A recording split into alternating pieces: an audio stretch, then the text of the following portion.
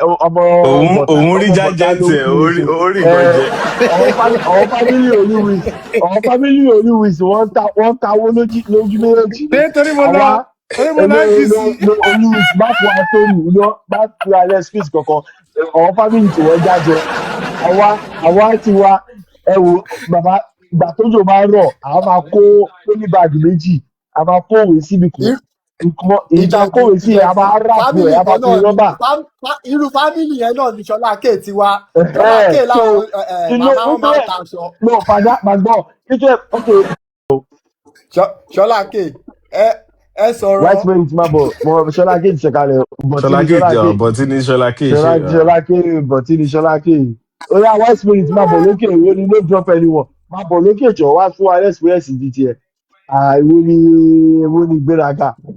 àwọn ọkọ Ṣọlá K àwọn ọkọ kí ni ó máa ń dùn mí gan ọ̀nà white spirit máa bọ̀ lókè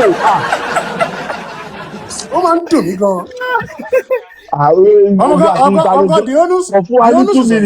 the onus is on white spirit fún wa ní 2 minutes ìgbà tí Ṣọlá K àti Sami Jojo jọ fà ẹ lójú mọ́ mi jù. ìjọ òsì ní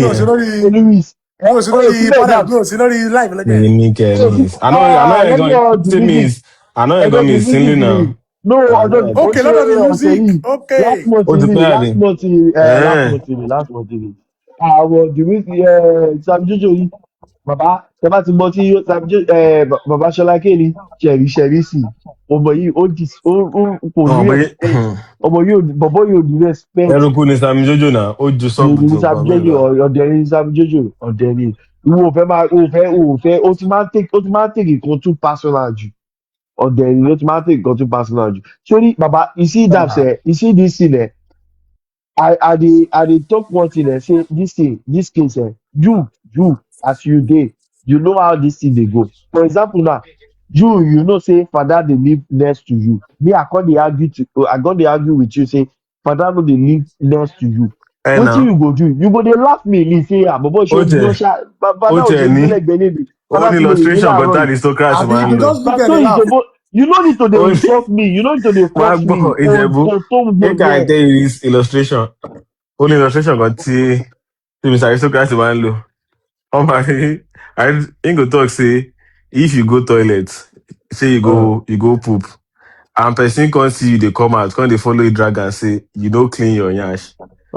Say how you wan dey prove to the person. Father, white merit oya fún wa ní. báwo ló ṣe fẹ́ sọ fẹ́ ni ẹ pé sẹ́ wàá kàn máa bá ẹni argue náà ó ṣáà ó lè sídìí ẹ̀ fún báyìí pé ó yáwó ìdí. ó lóun ṣe bá lọ́wọ́ ẹ drop ẹ̀ ó lóun ṣe bá lọ́wọ́. white merit kó àríjọ pẹ̀ wá fún wa ní experience tiẹ̀ bóyá lọ sí primary school àti ṣọ́wọ́n sínú ẹ̀ ṣọ́wọ́n láìdí ẹ̀ ṣọ́wọ́n white merit sọ̀rọ̀ jàre. obìnrin ò gé fi bẹ́ẹ̀ jẹ̀yà ní school náà obìnrin ò gé fi bẹ́ẹ̀ jẹ̀yà. obìnrin náà máa ń jìyà obìnrin tó bá lọ sí sáwọn girls only school no rárá tó bá lọ sí girls only tó bá ti lọ sí girls only school ìyá obìnrin kì í pọ̀. tó bá lọ sí girls only school ẹ̀ náà máa ń jìyà. nǹkan tí mo sọ gangan náà nìyẹn náà nǹkan tí mo sọ gangan nìyẹn náà àwọn girls only school yẹn ni obìnrin ti máa ń jẹ̀yà náà bó tó bá yẹ pé mix wọ́n ṣe máa bẹ̀rẹ̀ lọ́fẹ̀ẹ́. irú ìyàwó lẹ ń sọ ẹ kálẹ̀ irú ìyàwó lẹ ń sọ. tọ́ máa tọ́ ẹgbàá sí ẹ̀ ń dì tọ́ máa pẹ́ tọ́ máa ti nù ẹ́ ó gbúdọ̀ fọwọ́ ra tó bá ti fọwọ́ ra ọ máa start again. wọ́n bí anybody ṣe rí ẹni sọ fún yín school wà ní ọ̀nà ilé wa ó sí ẹni sùúrù most of àwọn ọmọ yẹn ọ̀nà ilé mi lọ́ máa ń gbà tó bá lẹ́níwọ̀n tó ṣe ẹni yà wọ́n máa sọ wọ́n á ní pé mọ́mí máa nu ẹni yẹn anybody bá ṣe ẹni yà kò sí ẹ secondary school èèyàn mélòó ló fẹ́ náà èèyàn mélòó ló fẹ́ náà. ọ̀dà school àjẹmọ́ ni understand that kind thing they no go touch me because you know say they beat me my mama go come for your mom see na teacher for school. even teacher no dey do anyhow o even I no dey take nonsense o. mo fẹ́ bèrè pẹ́sọ̀ méjì ìlú wo ló ti lọ sí school àti ẹlẹ́kejì máa gbọ́ ẹdúró ìlú wo àti ẹlẹ́ẹ̀kejì ní pé yí ẹ̀ wo ni. Àyè tèmi lọ sí school secondary school àbí. Àmì ìrántí o but 2007 mo parí secondary school. ọmọ wáyé méjì ọmọ. ẹ jẹ́ kó bọ́lẹ̀ kò sí sẹ́ẹ̀tì ẹ̀ bíbá. ìwọ tí ló jọjà ẹ jẹ́ kó bọ́lẹ̀ ìwọ tí ló jọjà ìwọ tí ló jọjà ṣẹlẹ̀ yóò yá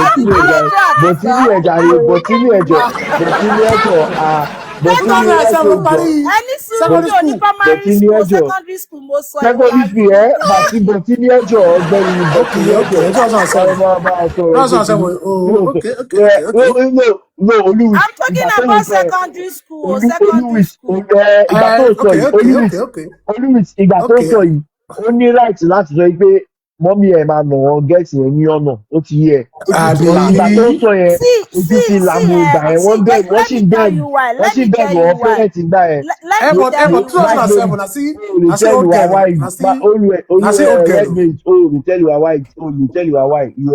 ó tẹ̀lé jẹ́ pé state tó lọ ó lè jẹ́ pé state tó ti lọ school ni. state yẹn gan 2007 náà kéré náà but Èkìtì ló ti lọ school Èkìtì kéré bẹ́ẹ̀ náà. because eléyìí tó ń sọ pé ẹni tó bá nù wọn lọ fún wọn pé tó bá gba ilé wa kọjá gbogbo yẹn. Kò dáhùn first question ìlú wo. ibi secondary school tí mo lọ secondary school tí mo lọ ẹgbẹ́ mi lẹ́yìn tí wọ́n bá jẹ́ tíṣà lẹ́yìn tí wọ́n bá jẹ́ tíṣà nìkan ló ní ìjọba. sọ̀rọ̀. Ìjẹ̀bú ṣe pè mí ní. àwọn tó ṣe tíṣà o dádì mi ni tíṣà. Ìwọ tó ṣe kí n jẹ́ ìyá rẹ̀ yàrá. Ìwọ tó ṣe kí n jẹ́ ìyá rẹ̀. Bọ̀tínì rice maize tó àfẹ́gbẹ́ ìrọ̀lọ́ àfẹ́gbẹ́ tíṣà ni dáàdì mi. Nǹkan tó ṣe kí n jẹ́ ìyá nìyẹn ẹ̀ náà. ẹni yẹ kéèyàn sọ̀rọ̀ sí tíṣà ní dáàbì ìbò wọ́n ti transfer wọn lọ sí Ondo state so mọ́mí ló wà lẹ́kìtì ńgbà yẹn wọ́n sì wà lẹ́kìtì ńgbà yẹn but ẹ wò ó wọ́n kí máa fi ojú ìgbà tí dáàdì mi gan wà mí lọ sí school tí wọ́n lọ torí private public school ni dáàdì mi ti ń teach private lèmi lọ oyè yín bẹ́ẹ̀ yẹn so àwa Ajẹ́bọ́dé àní àbẹ̀bọ̀ ní sẹ́ ọmọ tíṣà wà ní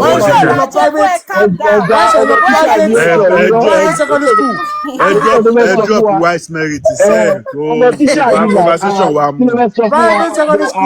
ọmọ tíṣà ní ẹ̀nà wa kí ló sọ yìí ọmọ tíṣà tẹ́gbẹ́. Ta ló pè mí? Ta ló pè orúkọ mi? Èmi ni mo pe Ayọ̀kẹ́ ìwọ náà fún wa ní experience yẹn bí ọmọ tíṣà ní ẹ̀ka mọ̀ a máa drop experience pé kí ni. secondary school primary school láti primary school lọ secondary school bó ṣe lọ primary school àti secondary school a fẹ́ mọ̀ báwo ló ṣe ṣe. ìwọ tó bá tẹ dabs ìwọ no dabs ìwọ tó bá tẹ lọ ti lọ pọn mi fún tíṣà ẹ nílé tó bá ti lọ bá tíṣà ẹ ṣẹ́gun sí ilé o lọ wò má bàa mi sọ anything má jẹ ẹni àti ìṣẹgbẹ́ tó bá ti lè lọ pọn mi fún tíṣà ilé tó lọ ṣẹ́gun sí má bàa mi sọ anything má lọ ní ẹ Ọlọ́run lọ ṣẹ́gun sí wà ṣẹ́gun sí láti àárọ̀ títí di ọ̀sán ní bá fi kúrò. wàá gbin ugu ẹ máa gbin ugu ẹ máa gbin ugu wàá pọ́n mi ní ẹ máa gbin cassava. ìbẹ̀rẹ̀ tam ẹ máa má dà lọ school ẹ máa má dà méjì ẹ máa lọ sí ẹ máa lọ roko.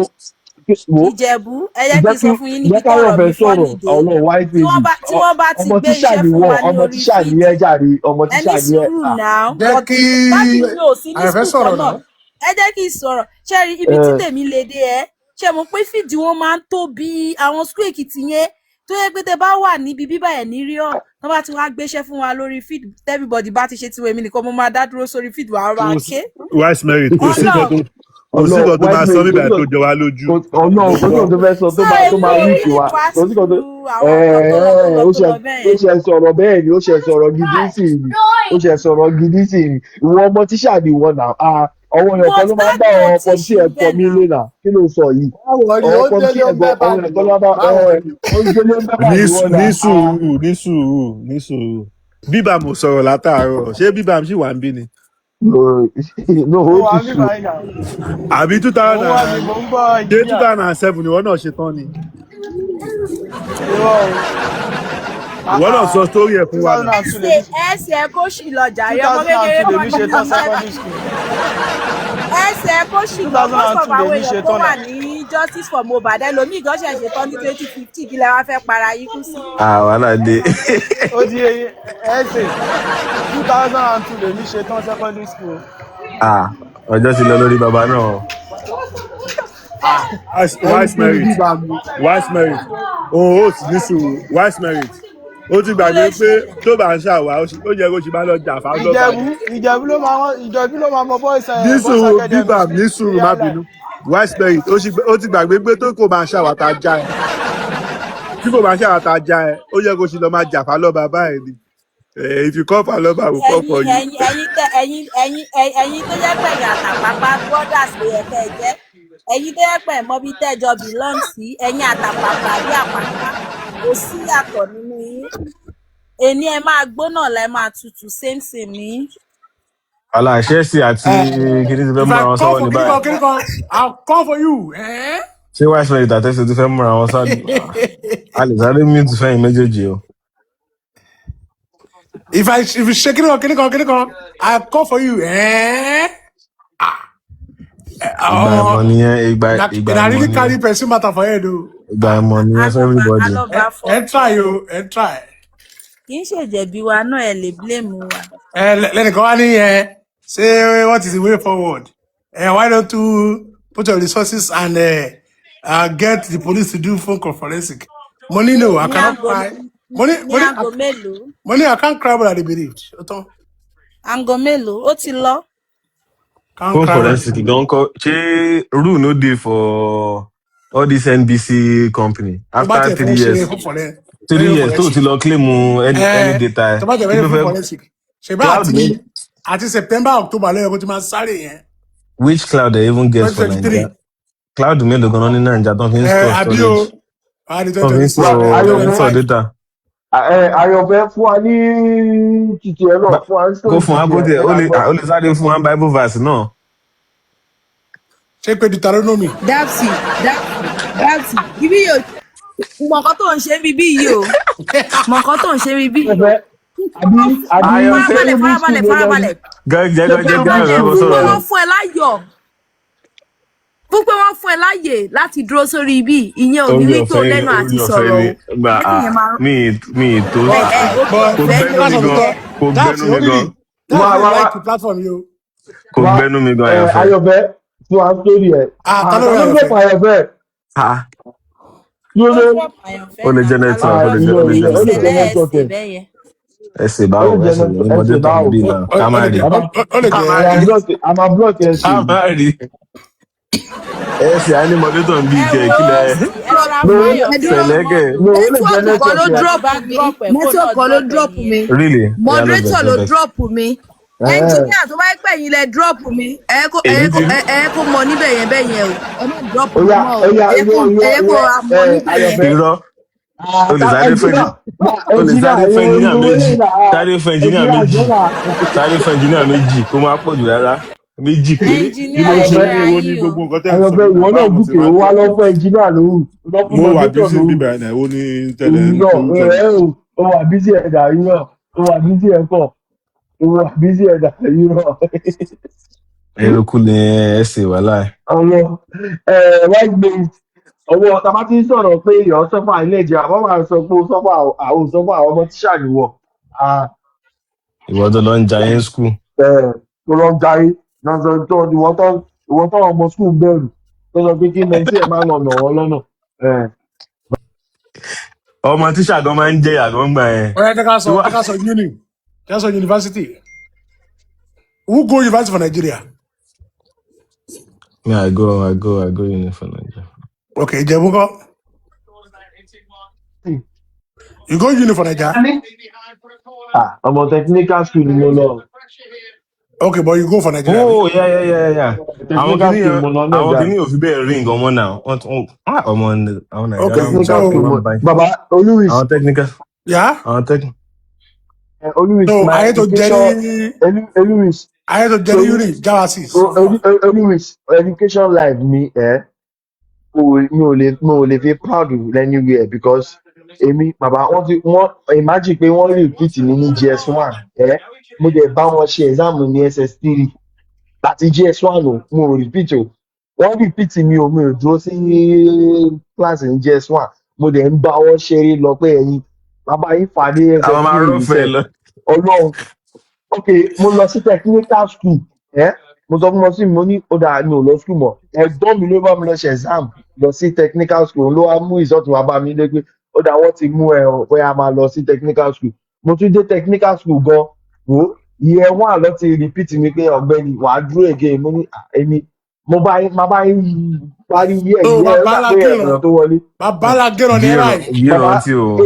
èmi bàbá ọlọ́run èmi mo ṣe wà yìí kò me fojú I no sí ni try ìwà ìdádọ. that's why no mi ò focus mi ò believe pé ọ̀rọ̀ school yìí ló máa fi lówó ni because my popsi go school my popsi na graduate he get masters he get everything baba no get anything kò lówó kò dé anything so my popsi wey no go school na him dey bring money come out òun ló ń lọ sọ́jà mowó wálé so báwo ni fẹ́ kí wọ́n á gbé yẹn sórí orientation yẹn ló wà lórí mi náà ó ti yé mi ó ti yé mi ó ti yé mi orientation yẹn ló wà lórí mi pé ó ti yé mi ìyá ó ti tó ń yé lọ mi. sọ́jà tó lọ mú wa ìwọ tó ń kàwé tó Post ka ẹ̀jẹ̀ everything gbáyàn o fẹ́ many sókè wa so ẹsẹ̀ you ń no drop ẹ̀ understand ẹsẹ̀ na that kí àyànfẹ́ ò lè ni fẹ́ orientation yín kẹ́ na that push lọ. orientation dey my head say baba where I grow up the society where I grow up with gbogbo wa tó bá ti já o ò lè já mọ́ you no fit ok ìjẹ̀bú gbàgbé. farabalẹ̀ ẹjọ́ yìí ti ń bọ̀ ní sùúrù olùwìs má farabalẹ̀. bínú má bínú ta ló drop mi ń sìn. mò ń sọ pé kí ló enjoy ní tertiary olùwìs institution olùwìs èmi kọ́ mi drop ẹ̀ lóbìnrin Olúbis no get mod na ṣé Olúbis get mod power ni. lóbìnrin drop ẹsẹ̀ no wahala. lóbìnrin. kí ni whiteman tún sọ. maybe na network bí a network ẹ ló mo drop ẹ̀ṣẹ̀ ẹ. ń rí kọ́mẹ́ǹtì Mr. K kí ni Ṣọlá K ní I think Dabs is a fantastic tool any style I don't think Ṣọlá K kí ló ṣẹlẹ̀ mo ẹ̀ṣẹ̀ rí kọ́mẹ́ǹtì yẹn ni o. The onus is on you. The onus is on you.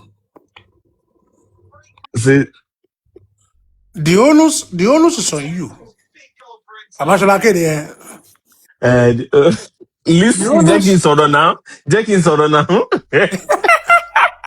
the onus is on you. Mr. K ọmọ Àbáṣọlá àtàrà ké.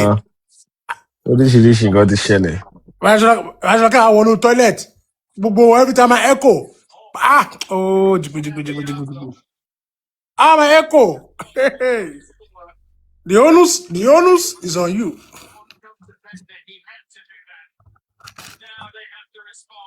ṣe wá sí wá kí nísìnyí tó ló ń ṣẹlẹ̀ ṣẹlẹ̀ àríyá but alágélé èèyàn kan àríyá dáàf ní èèyàn kan sùúrù wálé ní okay ní okay sùúrù má bínú àríyá alágélé ni kí ló ṣẹlẹ̀.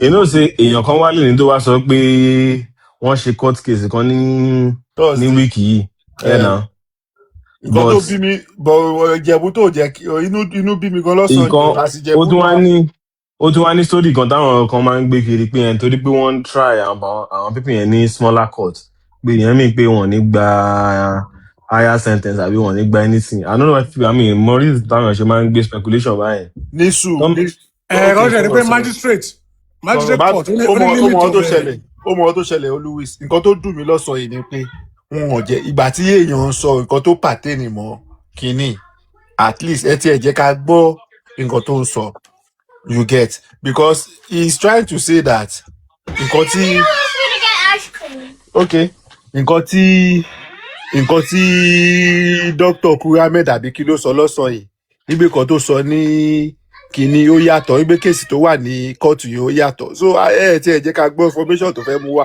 ká wá verify bó jẹ́ tálẹ́ ló sọ̀rọ̀ yín wá. Rotesam song by Rotesam was here. yes yeah it was here Wow. earlier today it was here like earlier. because right about now kí ni original tó ń wá sọ pé ó ṣẹlẹ̀ in court because ó ń bú everybody pé. But case wo nìyẹn was it case of. The case of the nurse. Of the nurse. Sending, yeah. Because ó ń bú everybody pé. The negligence part. Dabs má bínú wọ́n tó ń bú everybody pé àmọ́ kankan pa case pípò ọ̀ ló mọ gbogbo ẹ̀ but all this while tó bá fẹ́ sọ̀rọ̀ wàá sọ pé o lè sọ public so ká ní ká máa blame nǹkan tó wà lọ́wọ́ ò ṣe jù sílẹ̀ at least kó rí everybody dẹ̀ pé òkè o wọ́n ń tàn wá tó tó máa ń tẹ̀ wọ́n dàjú àti wọ́n sọ pé táwọn bá sọ̀rọ̀ yẹn báyìí I'm a die everywhere lórí à. Ní nǹkan kan. Kí ló ń sọ gan? Okoshilo, if you don't want to meet him, get out. Olúwis ẹ ti ń divide kúrò ibi tá a wà ẹ ká máa gbà lórí ibi tá a wà lọ ọ̀rọ̀ No. Kò sẹ́ tó fẹ́ bẹ́ẹ̀ wá. The matter where engineer talk to me, it No, make sense to me. ó mọ nǹkan tí mo sọ bẹ́ẹ̀. Nǹkan tí mo sọ ẹnjìnà bẹ́ẹ̀ tó máa gangan ni gbé pé wa lọ sí ibi tá a no, bẹ̀rẹ̀. Ejebu, you know what I even dey talk am be say the story wey him talk, e come kí Fẹ́rítì wá make sókè kí Fẹ́rítì wá sọ bí school life àṣé Europe lọ bí Fẹ́rítì sí i. ọmọ Amẹ́ríkà pẹ̀lẹ́. Máa You are sọ forward nǹkan tó the sọ. life see you next time. ìyá jíwàgàn What do I join ìyá jíwàgàn a fẹ́ gbọ́ experience ìyá jíwàgàn náà Dabs àbáwọn máa ìyá sọ nǹkan tó ń jíwàgàn sọ ṣe lọ lọ jàre school. Dabs. Kémi, Ó sọ̀rọ̀.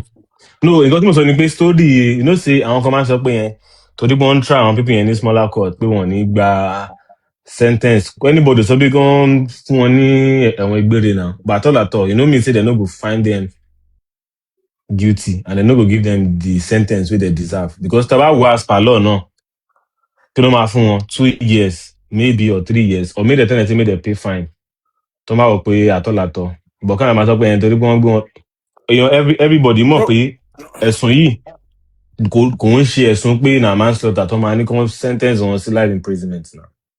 Even manslaughter, they carry life imprisonment. So àtọ̀ náà wọ́n sì máa jẹ. For first degree, second degree murder. Na fẹ́ yeah so wọ́n sì máa fún wọn ní sentence tán deserve. But ó mọ tó dùn mí sí èmi ò mọ direction tí because if you look wetin Otesam dey talk lately it's sounding as if àwọn spending wà innocent you get what I'm saying tó bá wo direction tó ń tilt towards. Tó bá wo spending náà it's going to come out innocent don't worry. No, èmi ò sọ pé kò wà innocent àbẹ anything èmi kàn try láti sọ nǹkan ni so kí ló ṣẹlẹ̀ ní kóòtù yẹn tó yẹ pé ó yàtọ̀ sí because he's trying to say that àwọn ọmọ nǹkan kan àti ẹ̀mọ́ ẹ̀yìn ti ń pé gógó ló ń gbé wá wípé Dr. Kini wá sọ̀rọ̀ Kuramed lé Dr. Kuramed wá sọ̀rọ̀ níbẹ̀ on Thursday or so I've forgotten the date anyways but kí ló sọ tó yàtọ̀. Yankilo wà ṣé òun rán ẹ lọ sí kóòtù ni. You never get wetin I dey talk. He talk say ìyàtọ̀ but the same Kuramed wetin dem dey call am the same doctor came to coroner inquest tó dẹ̀ sọ pé òkú ti ń rùn already you understand so kí ló tún fẹ́ sọ ń bẹ̀ yẹn ṣé kọ́ lọ́ọ́ pa ni. no pé story court báwọn yẹn fẹ́ sọ náà. Dabs engineer wetin Rotexan dey try talk be say as dem put the case na so e be e spending na so e be. e dey break father e dey break. Àgbọ̀ pàtì yẹn. You dey hear me? Tún gbogbo ẹ̀ sọ again. I say wetin Rotexan dey try talk be say spending no dey innocent nurse no dey innocent. Are you sure? Na wetin dey try talk. No. tó bá gbọ́ bọ̀bọ̀ yẹn before now tó bá gbọ́ bọ̀bọ̀ yẹn before now ó sọ ìjọ ta sọ̀rọ̀ láti tó bínú kúrò bí yẹn. O ti understand the point nǹkan tí wọ́n ń gbé bọ̀bọ̀ yẹn fún ó ń try láti sọ pé nǹkan tó wà ń court yes but something else no it's as simple as which that. something else make it clear now. No bó ṣe ń sọ wípé wọ́n ń gbé. ó wà pé fada máa ń fi kóòdù sọ̀rọ̀ gan. èmi ò mọ nǹkan tó ń kóòdù gbogbo kìíní. Last time tó wà mí bá okay sọ nǹkan tó fẹ́ sọ. Hold on ó ń try láti sọ pé kéèsì tó wà ní court is exact case not like wọ́n ṣẹ̀ṣẹ̀ fẹ́ mú wọn fún murder ní èyí tí kí náà porúkọ NGO Yomi you understand wípé found that out that the case in court is the case in court. Ìwọ dàbí ìwọ ló ń get it wrong ìgbà tó gòkè lọ́sàn yẹn ó sọ pé gbogbo nǹkan tó ń sọ fún wa kò ń ṣèrò Yomi ló ń sọ báyìí because ó sọ pé Kuramed hospital doctor Kuramed yẹn wá sí court section tó ṣe ní wiki you understand Say waiting the talk. Ìgbọ́kàn gbà wá ń gogo ni. Nǹkan tèmi wá ń try láti sọ ni pé tó bá evaluate nǹkan tó wà nílẹ̀ a mọ̀ pé doctor ti wá sí corona inquest. You get? Ó sọ pé òkú yẹn ti ń rùn. You get? So that means gbogbo story yẹn na package story then. Gbogbo story tí ọ̀hún wá fún wa. Doctor sọ pé òkú ti rún o. ṣé engineer gan lọ corona tó fi gbọ́ pé òkú ti Doctor sọ rún. pé òkú ti rún o. You dey get all these things. Sometimes even you dey mix wetin you dey Má hear. dá engineer lọ. Nísùúrù má bínú. Àgbẹ̀ ní ẹni ibi fa. ẹ jẹ́ wá létà ẹ bá wọn ẹ máa jọ. tí ń fa lọ náà kílẹ̀ mi ò fà mo kàn fẹ́ mọ̀ bí. Àgbẹ̀ ní engineer ni. Ìgbà ni doctor sọ pé òkú ti rún. Má bínú. Ok, Naimoli gan wà mí Naimoli.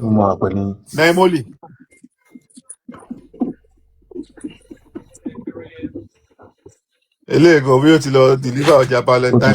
Ṣé wọn sọ pé ó ti dé ṣé third stage? Ó gba àwọn yẹn àwọn analyst àwọn TikTok kò sí nínú. Ṣé you read am for CTC ni? Wọ́n ti fi narrative bàjẹ́ engineer jẹ. Olókùn. Ṣé wọn kò tí ì dé third stage of? Ṣé Darosha sọ pé ó ti sorry. Mo mix it together. Yes, Darosha sọ pé òórùn kan ti jẹ́ lẹ́nu látẹnu ẹ̀. ẹni tó ṣe autopsy kò mú pé ọdún wọn tí ẹ lè mọ̀ ná because body yẹn ti wọnú lẹ̀ ṣẹ̀dẹ̀ mọ̀ pé our soul has all this lime and all this thing ó máa ti contaminate ara ẹ̀ so ẹni tó lọ ṣe autopsy ò lè mọ̀ bí ó ti wọ rigor mortis third stage or not so definitely yes ṣe autopsy o nǹkan tẹ́ jìnnà sọ different. Àwọn witness first day nìyẹn náà àwọn witness first day máa gbọ́ ẹni sùúrù ó mọ̀ ìgbà tó ń sọ̀rọ̀ yìí lọ́sàn-án yìí ìgbà tí biceps wá bí ó lọ́wọ́ ibi tí mo fẹ́ lọ you get because story yẹn sì ìwọ́n tó máa ń dùn mí fún gbogbo story yìí ni pé ìgbà tí bọ̀bọ̀ yẹn wà live àwọn ọjà tó jà ìgbà tó wá ń jà fún J4M sí àwọn èèyàn kò twist everything you know ìjà tó bá ọ̀gá ìjà tó ṣe kínní the real case kò at a point àwọn èèyàn tún bú Mohbad pé Mohbad ní bad person you know it got to that point. gbóhùn ló fẹ́ outsmart. gbóhùn fẹ́ outsmart gbogbo kínní yẹn dùn mí. but ẹsẹ̀ a lè ṣe báyìí you know wetin dey cause all this problem because say people no dey really send the right people to all these places. K-Crown as an example, right? He's also one person that no, I'm not trying to downplay his what's it called, his act or his impact, but if K-Crown wants to be transparent or he wants to cover this case entirely, K-Crown can take it upon himself. He has people who wants to support him. But at the end of the day, you would also see that when they go to all these places, in contact everybody, if you box say, now, so that's okay. Yeah? I'm listening. Which makes it feel like me. Ijo don't sort of big pain. He's also part of this case and all of that. I was looking at him like, as much as I see him as a journalist and the rest, right? But I'm always looking at his impact. That okay, you say you want to be a journalist, you want to report this case, but you are not trying. He's not saying he's a journalist. He's a journalist, right? Let me have this input. You see, I have a difference to what you just said now about what made people start saying different things, and this is what I think. This is my own thoughts. When Mohbad died, the only informations we have was the circulation of all those trending videos, all those bloggers. So no one really had much information then. The only information we are only deducing that Ajekilano Omokuleni. Do you understand? Now, why the whole thing now changed was when the police kept quiet. After that, their first their first outing, they kept mute. The prelim ìgbà yẹn report. gangan ni gbogbo àwọn host bẹ̀rẹ̀ sí ní After the prelim gbégbé report, right? people ìgbà tí wọ́n ṣe kí wọ́n tiẹ̀ tí bàbá Mohbad wà lẹ́gbẹ̀ẹ́ preliminary Preliminary. report. preliminary report ṣe rí lẹ́yìn ìgbà yẹn báyìí was when they took the body to when they they exhumed and then they took sample to NMS and it took a very long time ṣe gbogbo long time tó kù yẹn Okay. mi ìfẹ́ dárúkọ host mi ìfẹ́ Time to dárúkọ àwọn host government. kankan ní gbogbo àwọn Time. host yẹn bẹ̀rẹ̀ sí ní always jọ má gbégbé bínú sọsọkúsọ that's jẹ́ ǹsọ̀kan fún ẹ ọba náà. jẹ́ ǹsọ̀kan fún ẹ jẹ́ ǹsọ̀kan fún ẹ gbogbo Wow, kínní wow. Mo bọ́ tí ń tán sọ. gbogbo kínní bí nàìjíríà ṣe rí nìyẹn o and some of us only reason tá a fi jump wá sí J4M ni pé ká change the status quo you get Yeah, the the country. truth is that tí nǹkan bá ń ṣẹlẹ̀ naija original information máa ń wà wọ́n máa Wọ́n máa ń suppress original mo lè information. beat chest mi pé wọ́n ṣe phone forensic lórí kéèsì you get wọ́n kò gbé sẹ́gbẹ̀ẹ́ ní nǹkan tó fẹ́ wọ́n ti tẹ̀ mọ́lẹ̀ compromise and that is what is happening in our society mo agree you get pẹ̀lú engineer. because corruption ó wà endemic ọ̀hún èèyàn nǹkan tó fẹ́ rí Everybody gan fẹ́ ganu sí. everybody fẹ́ ganu But sí ẹsẹ̀. ẹ mọ̀ nǹkan tí mo agree I'll pẹ̀lú pause it má there. bínú I'll sí ẹ pause sáyé it sọ there. kínní ṣe fún ìbálẹ̀ má forensic gbàgbé yẹn wọn ò gbé má jáde gbàgbé ni má bínú mo dá Wọn ò agree. lè gbé àwọn evidence làwọn kìíní pra ẹ fẹ́ mọ̀ sọ pé wọn ò lè gbé fún forensic jáde kì í ṣe court àwọn ọlọ́pàá ò lè wá fún ẹ ní court material wọn ò lè wá wọn ò lè jẹ́ ẹ sọ kínní kò possible see wọn ò lè fi ó hàn yẹ ẹ́ kó help o ó yẹ kó help Dabs wọn ò lè Dabs fi hàn ẹ́ investigation wọn ò lè fi jẹ́ ẹ ó yẹ sọ kó help jẹ́ ẹ sọ investigation. kínní kò ń ọlọ́pàá ò sọ ṣèlú fún ní ẹ pé wọn ò ní ọlọ́pàá ò sọ fún ẹ pé àwọn ò tí ì ní enough resources to help their investigation two things ló ní ọlọ́pàá ṣe tí kò make sense rule number one ọlọ́pàá ò post our interested online wọn keep wa updated but wọ́n keep àwọn family updated because after tí ọlọ́pàá exhume bọ̀bọ̀ yìí tó ń gba sample nǹkan kan ṣẹlẹ̀ tèmi fi máa ń kọ́ta àwọn ọlọ́pàá yẹn ní slack ni pé wọ́n sọ wípé the forensic center in Nigeria which is Lagos tó ń sun nígbà EndSARS yẹn was one of their biggest excuse to say nǹkan yìí máa take time ṣé you dey get so àwọn ní excuse tiwọn tá a dẹ̀ lè sọ pé excuse tán fún wa yẹn pé rọ́nà pa but ṣé wọ́n fún family ní heads up of course they give them ọlọ́pàá tún wá sọ pé anybody tó bá ní additional information tó lè assist wọn during their investigation kó wá sọ́dọ̀ àwọn ṣé you get ibi táwọn ọlọ́pàá kan ti ṣe mistake nìyẹn because wọn ò sọ fáwọn àtàwà ní online pé báyìí but trust me wọ́n fáwọn family yẹn ní information àwọn family ní ọkàn já wá sí. family ò já wa sí because but then Dabs má yẹ ká bòpò lọ lé lóró between me and you are the police supposed to just spoon feed the family alone and not bring out information to the public? Is that the best practice they are supposed to indulge? I will tell you one big mistake that we all did. One thing is that the police system in Nigeria or the system of operating of public offices, I wouldn't say even the police alone, the public offices in Nigeria do not have this system in check before Mohbad case. The point was that we should be holding them accountable for every other news that is happening in Nigeria, every other cases.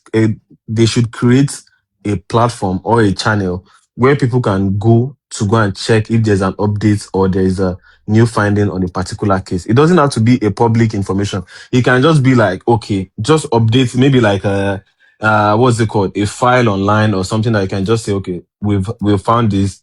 Just like a little update. It could be on their Twitter or on their, their website and all of that. But the reason is that our country is that bad that people don't want to admit that the country is bad. The public offices don't want to, they don't want to update their style of approach. INEC cannot, duro. This rather these are the things that happen in Nigeria that made this case to be like that. INEC ò lè ka vote one city báyìí kò ń ṣe state o INEC ò lè ka vote one city kó dẹ̀ post ẹ̀ sórí kíní wọn báyìí IP address àbí kí ni wọ́n máa ń pè online server wọn kí everybody dẹ̀ rí all over the world pé vote city kan lélẹ̀ ní 2026. mo rí tó ń lọ back and front lórí nǹkan No, tí ò lọ fà kí ló lé nínú these are real the things time that help people. update. These are the things that people don't want to take No, because. o wrong, má bínú. Okay, yeah. Dabs, jẹ́ ìsọ̀rọ̀ kan fún ẹ. Gbogbo nǹkan tó ń sọ látàárọ̀. Address kìíní yẹn kí ló lé nínú real time update of electronic voting kí ló See, lé nínú bàbá ẹ̀. ní sùúrù, má bínú. See, one thing you need to understand is that the only reason tí Nàìjíríà ò ti kúrò níbi tó wà títí dé ibi tá a fi lè lọ sókè or tá a fi lè kúrò ní poverty kìíní tá a wà. It's not like they are not technology ò sí Nàìjíríà. When it comes to Fintech. When you want to tech when and it comes to fintech, latest technology in the world, Nigeria would always update within a year. So you get. Dad, are we going to sleep ourselves? Yes, go and sleep here. So the thing is, Basewa, it's not like Kosonwokini Yembe. It's not like people cannot upgrade or operate those stuffs. But everybody in that part of the world is just looking for something. Baba, 40% or 30% society wa tó bá lè kíni 30 gan pọ̀ ju 20% society wa tó bá lè compromise position wọn pé wọ́n dúró pé kò sí nǹkan tó máa ṣẹlẹ̀. The society will not be like that. See, this J4M case gan tí ọlọ́pàá bá tiẹ̀ mess up judiciary ńkọ́, you understand? Kí judge corona inquest kó lè má sọ pa kíní yóò clear now. You know they get. And thirdly, see, ó jẹ́ kí nǹkan wà ń pé tí ìlú tí ọ̀gá bá ti lè máa sọ fọ́mọṣẹ́ pé lọ ṣe nǹkan báyìí tí kò sọ pé kó ṣe ní due process, something is definitely wrong. Ká lọ́mọṣẹ́ ṣé ASP Mohammed ni ká ló ń ṣiṣẹ́ tí DSP dẹ̀ sọ fún pé bó ṣe máa ṣe é sí tó dẹ̀ sọ fọ́gà pé no kò ń ṣe báyìí ń pẹ́ jẹ́ àṣẹ dáadáa. You get, we won't be where we are today. The truth about this matter is that gbogbo wa náà ló máa ń ṣẹlẹ̀ sí. Èmi ò ní parọ́. Tó bá múyàn kan sí, wọ́n á sọ pé bẹ́ẹ̀ sì máa gbàyàn ẹlẹ̀ ní Nàìjà lẹ́wọ̀n máa rò. Níwò pé kó lọ sí court kẹgbà lọ́ọ̀yà.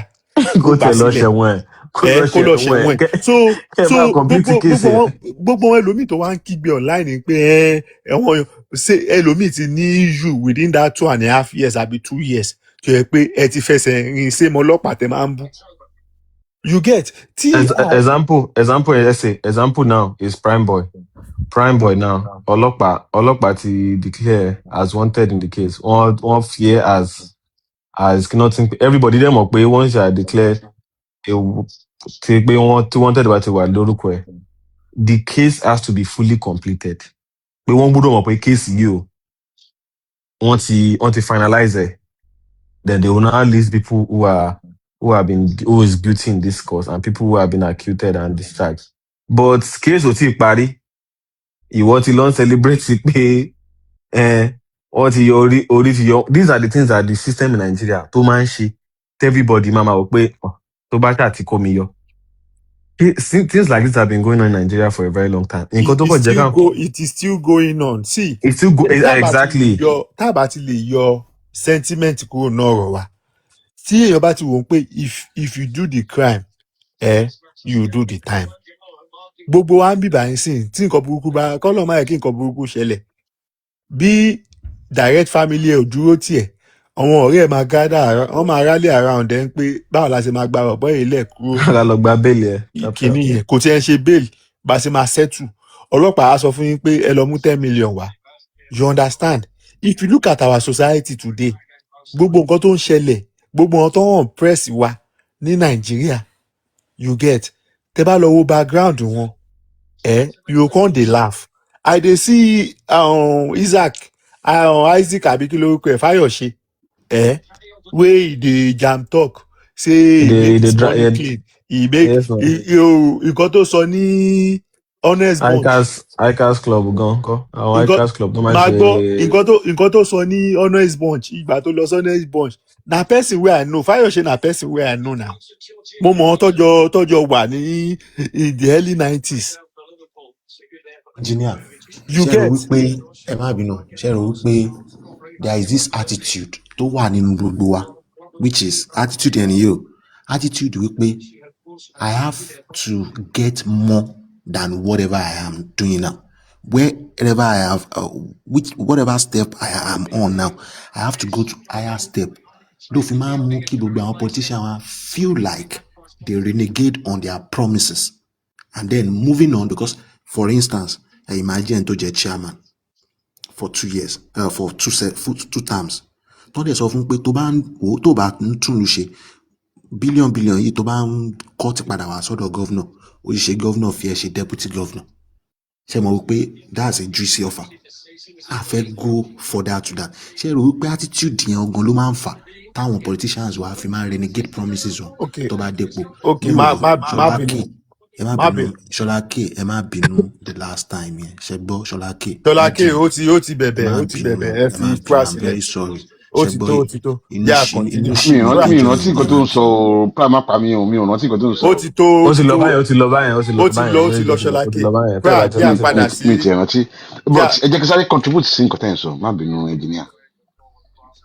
Ẹ help me fún kinní tẹ́ ẹ̀ sọ yẹn please. I'm trying to figure it out personally because tẹ́ bá wò dáadáa èmi ò rí ibi tí election tán kì í rí gẹ̀ all over the world. Maybe the migratory in Nigeria is too much. Yeah, I will agree with that. So they come and transmit election electronically. Yeah, it's good. But ask yourself. Let's ask ourselves. All over the world, who might vote on transmit electronically exactly now? Because automatically, either we like it or not, America time follow, UK time follow. Wọ́n máa ka kínní yẹn lọ́wọ́, wọ́n máa kà tán, wọ́n náà máa sọ níjọ́ kejì. Ó ṣẹlẹ̀ ń bí dáadáa náà. Ẹ jẹ́ kí n sọ̀rọ̀ tán, má bínú. Jẹ́ kó sọ̀rọ̀ ká dé padà sórí question tí wọ́n béèrè. So mo wá ń wọ́ndà pé nígbà tí ní correction center yìí, all their agents are there. They have the results. They can post it online. They can show it to everybody that this is what's being counted. The problem is that this signed paper will now go to somewhere along the way after being collected immediately with all the agents of each party signed, sealed. All of a sudden, one change we going. If those agents can say, okay, you can talk about it, I want to vote you. Show it to the public. People take the screenshots, and all of a sudden, the next day, we have the different figure. Then it's being rigged because this is a very simple thing. Because if the agents are there, all the parties' agents are there. Tell me, what your carney? What your ring to Sheleni?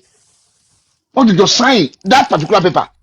Immediately, the agent, guys, take the screenshot. Press, you are here. Each word. So, help me here. Help me. I don't know. Let me go back to the question that Prayer asked me. Madam, inú nǹkan tẹ́ ń sọ yìí náà, ó máa kàn. Ẹ má gbàgbé pé kí àwọn òyìnbó kó tó dé, gbogbo laws tẹ́ ń ṣe lénìí in the world, àwọn nǹkan ló kọ́ decide pé bá a ṣe fẹ́ gbélé ayé nìyí o. Nǹkan tó yẹ pé a perceive pé ó right gan, it could be wrong o, tẹ́mọ̀ṣá morally. Gbogbo bá ṣe ń reason nìyí. Ẹ mọ̀ pé oúnjẹ ẹ̀mẹ́ta tá à ń jẹ lójúmọ́, àwọn ọ̀rọ̀ kafẹ́là ló wá sọ pé ká máa jẹun lẹ́ẹ̀mẹ́ta o. Àti bọ́dì wa àmọ̀ bíyá ká bá lè live longer. ẹ̀mẹ́fà gan lẹ́yìn kẹ́lẹ́ fi máa jẹun. Àmọ̀ bíyá ẹ̀ẹ̀kan ló yẹ ká máa jẹun in a day. You understand? So the truth is that most of these things have to do with the fact that ìgbà táwọn people yìí wá they try to enforce they introduce some of these things to us. ẹ má gbàgbé pé ó ní kí wọ́n tó bẹ̀rẹ̀ sí ń kó wa lẹ́rú ó ní bá a ṣe live life wa o bó jẹ́ hunter ní àwọn bàbá wa ó ní bó ṣe ń dáko tó yẹ pé kò síjà láàrin wọn ẹ get but ó wá débì kan these people they came with okay divide and rule leadership you know ìgbà tó wọ́n dé sọ́dọ̀ wa wọn ò sọ pé ẹ̀yin ni kẹ́ máa ṣèjọba yín o wọ́n mú everybody ni o wọ́n á rò pé ẹni yìí bóyá minority ni because if you look at the world minority ló máa ń fi bẹ́ẹ̀ rule kò ń ṣe majority wọ́n máa gbé àwọn èèyàn wọ́n máa gbé àwọn èèyàn sórí àwọn èèyàn. kí ló pàtẹ́wọ́ fún sí kí ló pàtẹ́wọ́ fún kí ló sọ tó pàtẹ́wọ́ sí. jẹ́ wọ́n á wá gbé ẹni sùn ẹ máa gbọ́ mi fàdá kan máa ń lo àtẹ̀wọ́ ó ní one point tí ẹ fàdá kan máa ń lo àtẹ̀wọ́ ti ẹni. mọ́tẹ́lú òun kàn pàtẹ́wọ́ ọ̀nà ẹ̀sùn mi. no má jẹ́ gbàgbé kínní. ó sọ pọ́ìntì kan ó sọ pọ́ìntì kan ó sọ pé minority ló máa ń rule there is sharing sometimes a lè sọ ọ̀rọ̀ látàárọ̀ ṣùlẹ̀ pick me I dey always pick points like points fada ẹ má bínú kí ló tẹ fi máa wá reward ẹni tí ó lo 5 minutes fi sọ point ẹyọ kan out of 1000 words ẹni yẹn lo point ẹyọ kan ẹ wá reward ẹ pẹ̀lú wa. but hold on kí ni wọ́n ti sọ. má bínú ó dà pé toró pàtẹ́wọ́ fún pra ni ó máa pàtẹ́wọ́ ẹ̀ lórí next time. so bí ṣe ń sọ lọ Ṣọláké ìgbà tó sọ̀rọ̀ ó dẹ̀ arrive ó sọ pé ẹ lè wà lórí platform tí bá a sin bẹ́ẹ̀ máa miss.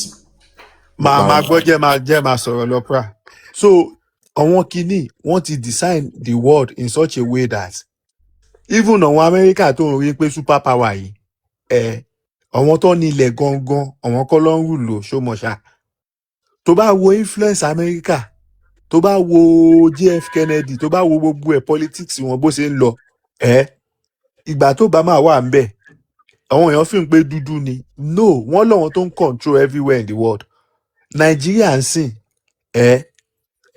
Ọlọ́run má jẹ́ ká drift sí another civil war pẹ̀lú nǹkan tó ń ṣẹlẹ̀ ẹ̀rí pa Amẹ́ríkà ń kó asset wọ́n ń gbé aeroplane wọ́n ń lọ sí gbogbo ẹ̀ wọ́n ń lọ and since over a year now ẹ kò gbọ́n pọ̀ àwọn Fúlàní wọ́n bẹ̀rẹ̀ sí pààyàn you get sójà ò lè ṣe nǹkan kan anything ò lè ṣe nǹkan kan and mọ̀ pé western influence ó ń wá bákan you get if you now see all these things nǹkan tí wọ́n ṣe tó fi rúùlù wa ó dàgbò òsì bí lọ́sàn yìí gbogbo bàtọ́ wọn kìíní tó dé sílùú wa tó wá gbé bíi missionary you get ṣe bẹ́ẹ̀ sọ pé ẹ̀yin ó máa jẹ́ Christian lẹ́nu wa máa sọ pé àwọn nǹkan ò da ẹ̀ṣẹ̀ ò da àwọn nǹkan ò da bọ́ ṣé ti gbàgbé pé ìgbà táwọn people yìí dé wọ́n fọ̀sọ̀ wọn èèyàn ṣẹ̀sìn ni ìwọ tó bá ṣe wọ́n máa pa ẹ́ nìyà àbọ̀ èèyàn ti gbàgbé ni because history wa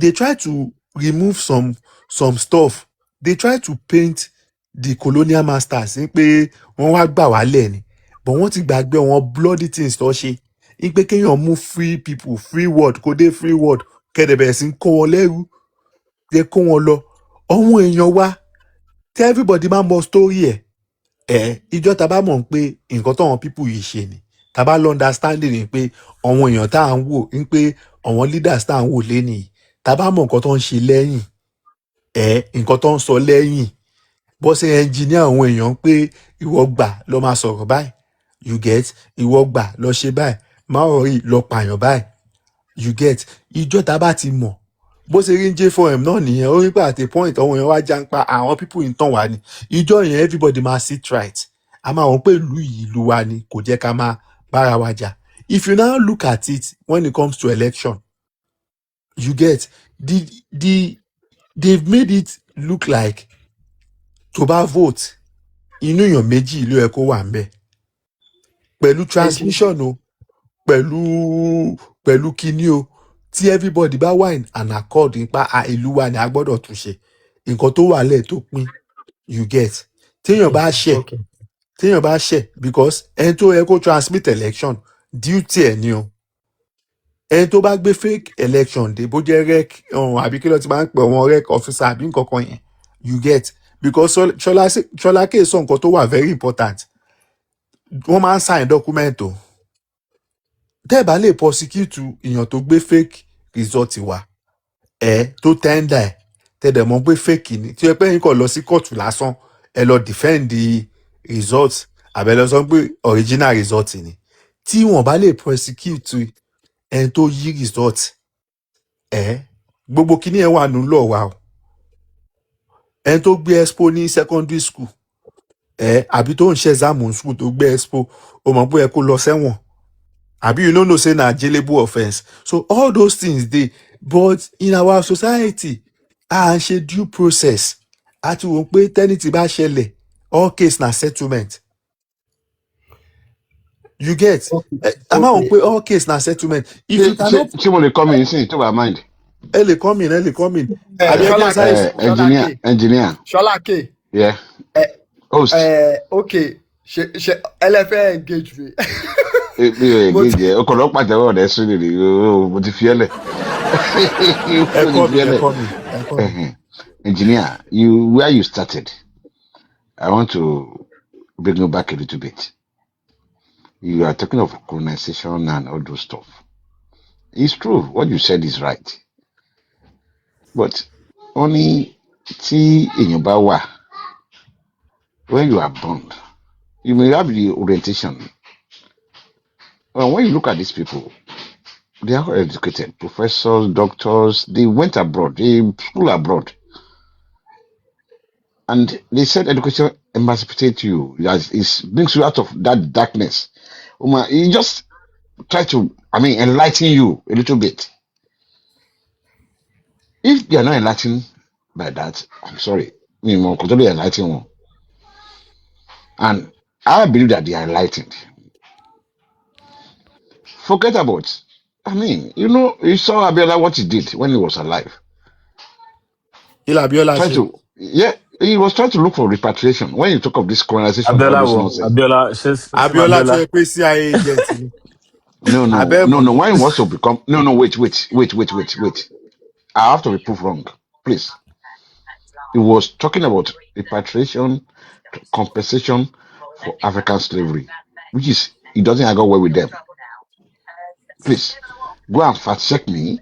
I knew the guy was fighting for it, and they were scared that if you become the president, it's not going to be easy. Now, that's not where I'm going. This is where I'm going.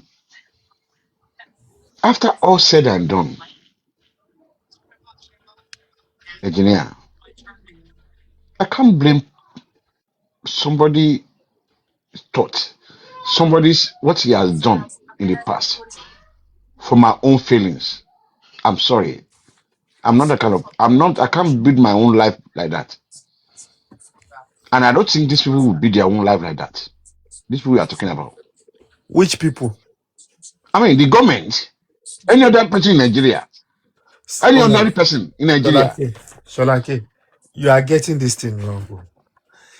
Because on try to blame colonization, divide and rule. Divide and rule. We are using it. I cannot use it now. Ọ̀sán yìí a sọ̀rọ̀ lọ sí ibẹ̀ yẹn díẹ̀ bọ́jẹ́ ń padà síbẹ̀. Okay. Ṣé rí kí ló tẹ́ fi rò ó pé wọ́n try láti change history wa ìgbà tí àwọn Azikiwe àwọn Awólọ́wọ̀ tẹ́ ẹ̀ rí yẹn some of them were in their 30s ṣé fẹ́ sọ fún mi pé ìgbà tó wà ní 15 years old àbí ìgbà àwọn gangan ni wọ́n jà fún independence ni get àwọn tó wà before wọn kí ló ṣe before wọn Akíntọ́lá because bílẹ̀ ayé ṣe rí we've seen the way àti rí bá àwọn United Kingdom àwọn United States the Jews and the Europeans àti rí bá ṣe manipulate world àti rí bá ṣe ń ṣe wọ́n ní world order you know, wọ́n ní template tó ń lò everywhere bí nàìjíríà ṣe rí lè ní ìrìnsìn ẹ get pẹ̀lú àwọn ará bí tó wà ní north one way or the other abẹ́ wọn lọ́sì wà náà ọmọ ìyá méjì wọ́n máa kọ̀yìn ra wọn síra wọn bá ṣe wà yìí sìn pẹ̀lú èmi pẹ̀lú ọmọ Ìgbò pẹ̀lú haúsá kí là ń bára wa jà fún because everybody máa sọ pé ìlú ò da ṣé ìlú da ní east ni àbí ṣé yà ò jẹ́ wọn èèyàn south west ni àbí ṣé yà ò jẹ́ wọn èèyàn north everybody at a point ẹ máa sọ pé representation kìnnìkan at the end ìyà ń jẹ everybody àwọn people yìí náà àwọn ló máa appoint ẹni tẹ́ máa ní regardless of how powerful you are tó bá fẹ́ ṣe ẹ̀wọ̀n nǹkan tó gbélé kwakwa sọ lórí ìsìn wọ́n máa ṣe tó yẹ pé wọ́n lè wàá pa ẹ́ mọ́nu bẹ̀ yẹn kò dẹ̀ sí nǹkan tó máa ṣẹlẹ̀ ayé àtijọ́ ló máa pa ẹ́ láyé àtijọ́ wọ́n máa sọ pé ó ta ń pé elélùbọ̀ ni ẹ́ wọ́n lè sọ pé òun sponsor nǹkan tó bá yí lórí àtòkè fún ẹ láti US ta ló fẹ́ change ẹ̀ Naija president ẹ tó wà ń bẹ̀ gan mọ̀ pé òun anything lè ṣẹlẹ̀ sóhun àwọn tó lè lọ sílùú onílùú kọ́dọ̀ gbé president wọn kúrò nítorí epo tó yẹ kó dẹ̀ ń lọ́bẹ̀ ń sìn ìlú tó yẹ pé 3 months ago wọ́n bú wọn ni so gbogbo template tó ń lò in the world wà even engineer má jẹ́ aduju you have your own thought let me just tell you my own thought personally I don't believe in anybody's opinion that have to shape my own opinion anybody's imagination does not have to shape my own imagination you see everybody on his own no matter between you are no matter what they have done what they are still doing is now depends on me. Do I agree with it or I don't agree with it? I'm not able to, remove the shackle. That bond, that bondage are in. I'm not able to remove it. Please, that's your own thoughts. They may have their own thoughts. They may have their own belief. They may have tried to. You see, let me tell you about Nigerians. The way I look at Nigerians, I will just explain briefly. We don't really fight for a solution to people's problem, to your own problem. We like to blame people for your own misfortune, for your own problem. You have to use an excuse. It's happening here for them too. People like to use excuse for their own failings. When you fail woefully because of your own action or inaction, and until we decide that this what happened is not what my grandfather, my great grandfather, my father, my son, it's your own. Because at the end of the day, you ask yourself, what did I do? People go to church to look for miracle in Nigeria to change government. And I keep saying it. I just came back from Nigeria just some weeks ago. People go to church every Sunday, even during the day, during the week, to go and pray for change of government without their PVC. They are not ready to vote. They are ready to even fight for their own rights. God is not going to change government for you. Some people, you go to the police station, you stand there, let them see the whole thing. I want to see the results. You see, which result? Baba, in Rivers State, for example, àwọn èèyàn vote, wọ́n dúró de result, wọ́n gbé lọ sí INEC, but original kí ló ti máa ń pè original copy kí ló ti máa ń pè kíní yẹn result kíní by law òun ni wọ́n máa ń lò, you get it, and that original ibo brother, wọ́n ti collate ẹ̀ ní bó ṣe what do they call the center? Wọ́n ti collate ẹ already jẹ́ now. sọ nǹkan fún yín, ẹ The jẹ́ sọ result nǹkan is fún yín. there. Everyone has their own results. Ẹ ní sùúrù, nǹkan tẹ́ ẹ̀ ń sọ ẹ jẹ́ kémi jẹ́ kí nǹkan kan yé yín, because èèyàn kan lè máa argue but the fact ó sì máa ń remain fact in Nigeria now. Let me tell you how the politicians bó ṣe máa ń ṣe nǹkan. Bí bá ṣe wà ń sìn tí bá jẹ́ INEC official wọ́n máa ń kó result sheet fún mi tá máa lọ original. Are you aware that the politicians ilé wọn ló máa ń kó original yẹn lọ? Ẹ get what mo mean? Fake yẹn ń gbà mí ọkọ tiẹ̀ máa mú result sheet kọ́ mu lọ sí ibi tó ti vote.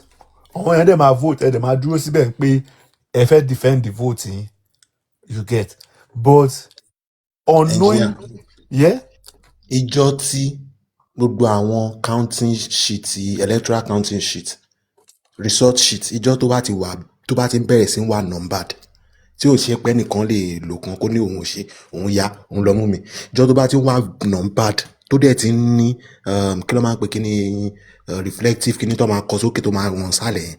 Tí wọ́n bá ti ṣe yẹn electoral kò sí nǹkan tó fẹ́ ṣẹlẹ̀.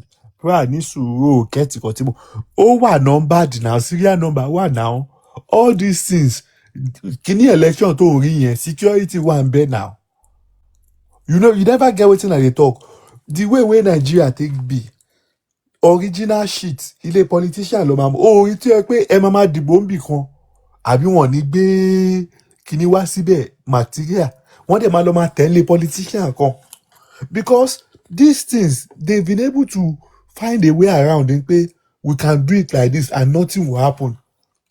Baba, if there's consequence for some of these things in pé ìwọ tó cheat òun lọ sẹ́wọ̀n, ìyẹn ló máa deter àwọn èèyàn láti máa ṣe.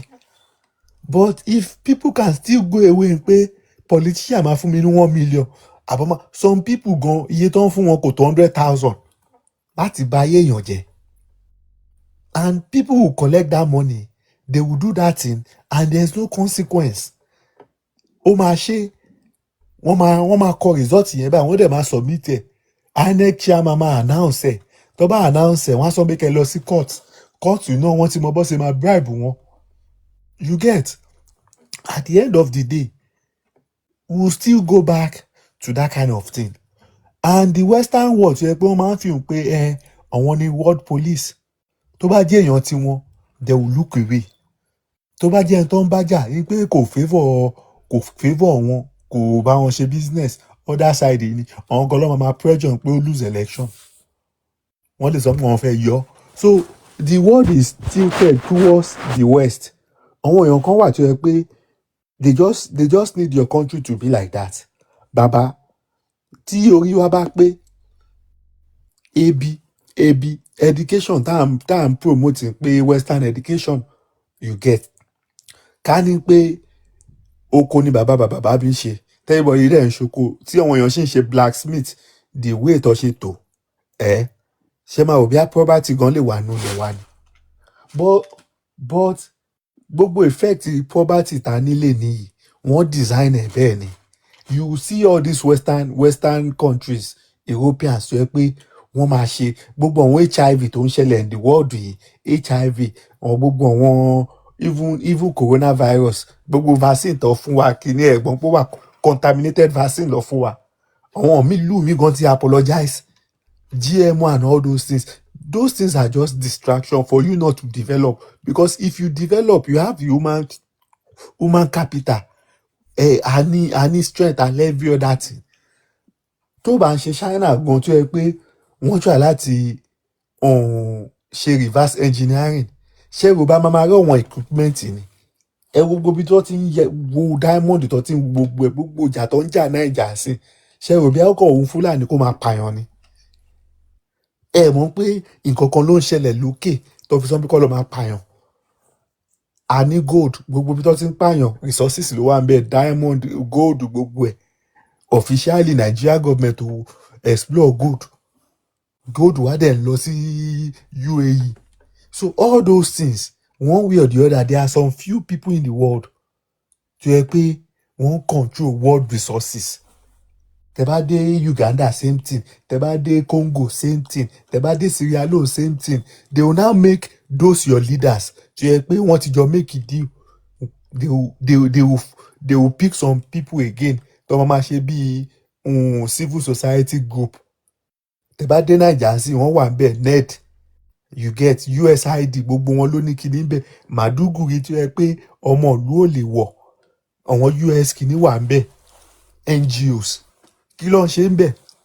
A máa sọ pé àwọn sójà ló ń supply wọn ní. Engineer, my question, you have not answered it. I'm sorry, I have to keep you short into it. You have not answered my question. Kí lẹ direct question ẹ béèrè direct kí lè answer bí bá ṣe mọ̀ pé mo lè answer. Okay. From what you said, I could come with it, yeah? Yeah. Now, are you the only one that knows this? Are you telling me some people doesn't know what we're talking about? And if they knew or they don't know, now answer me. Why are they not doing something about it? Just my question. Okay. Sholake, so many people knows this. And the truth of the matter is that there is nothing you can do about it. That's just the reality. Because they've done the manipulation. If you try to do, if they can eventually single you out, like, okay, let us even punish this person. Kò sí nǹkan tó máa ṣe now. Ibo lèèyàn ti fẹ́ fight ẹ̀. Are you aware that they can just carry drone now kọ́ dẹ̀ wò pé ẹ lọ pa ẹni báyìí tí kò dẹ̀ sí nǹkan tẹ́ máa ṣe. I'm sorry, I won't buy to it. I'm sorry. Yeah, you can have your own. Ẹni sùúrù. I'm sorry. Ẹni sùúrù Burkina Faso. Kí lorúkọ president wọn, first president wọn? I can't even remember. Yeah. Sankara àbí kí ló ti ń pè Sankara. Ẹ wo bó ṣe pa Nàìjíríà mi, ta ló train Nàìjíríà mi? Ṣèbọ́ sọ pé bẹ́ẹ̀ sí ń jẹ́yàn létà ni. Kí lorúkọ bọ̀bọ̀ Lumumba àbí kí ló ti ń pè? Belgium ìgbà tó pa tán wọ́n tún lọ sọ sínú sulfuric acid. Ṣé ẹ gbọ́ gbogbo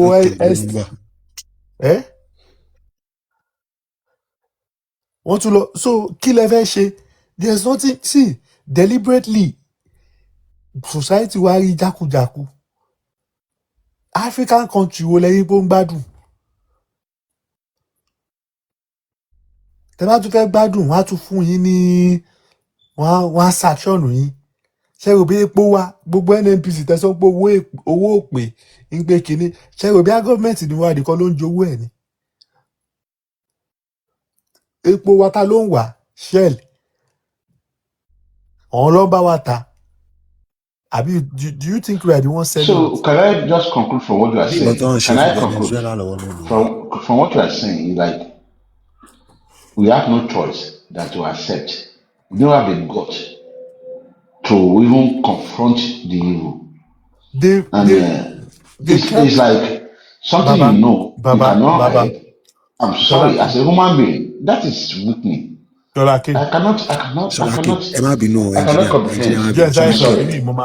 I'm sorry. Mo jẹ́ sọ kí ni mo fẹ́ hang up. Sholake, wọ́n ti make you so busy in the sense that wọ́n ní bó ṣe máa promote àwọn nǹkan kan tó yẹ pé ẹ wò sí àwọn èèyàn ṣe ló ń bára wọn jà ìgbà tó máa ṣe Ọ̀yọ́ ọba Aláàfin, àwọn èèyàn sọ pé wọ́n fẹ́ Muslim, pé wọ́n máa invite Fúlàní, pé wọ́n máa sọ Ọ̀yọ́ state di kí ló ti ń pè ilẹ̀ Haúsá. Okay, Christian tó fi síbẹ̀ ń sìn ṣèbọ́dẹ̀ títún elevate àwọn tó jẹ́ pé history yín gangan tó yẹ pé wọn ò gbọ́dọ̀ jọba àbí kò ń ṣe bẹ́ẹ̀. So all these things now, one way or the other, ẹ máa bára yín jà. Àwọn kan máa wọ́n pé Biafra lọ́wọ́ fẹ́ gbé kínní, but ẹ béèrè lọ́wọ́ ń pa ó jẹ́ kí local government ṣọ̀nà náà ṣe bó ń gba location. You get? engineer tẹ́ bá sọ ọ̀rọ̀ tẹ́ sọ tán sí yẹn. Before the advent of all these colonizers, haven't we been fighting each other? Ogun labara waja. Sure. Yorùbá people, Yorùbá ní òkè tẹ́ ń ṣe Nàìjíríà ní o. Ẹ̀gbá àti Ìjẹ̀bú jà. Before the advent of colonizers. No. This is history now. Before gbogbo àwọn ogun kí ṣe lórúkọ ogun tí wọ́n ní time that àwọn kìíní fi kóra wọn jọ àwọn warriors tó kóra wọn jọ padà sí Ìbàdàn yẹn ṣe báwọn Ìjẹ̀bú ló ń bájà náà àtàwọn Ẹ̀gbá. ìbọn your empire ni. I'm telling you, we have our own differences. ní sùúrù pra. Mo máa ń sọ̀rọ̀ ọkọ̀ fún yín tí ẹ pé ẹ̀ tí before the British àwọn Portuguese wọ Naija o gbogbo àwọn ogun tó ń sọ yẹn Kiriji Lisabi gbogbo àwọn kinní yẹn àwọn colonial masters gan ti dé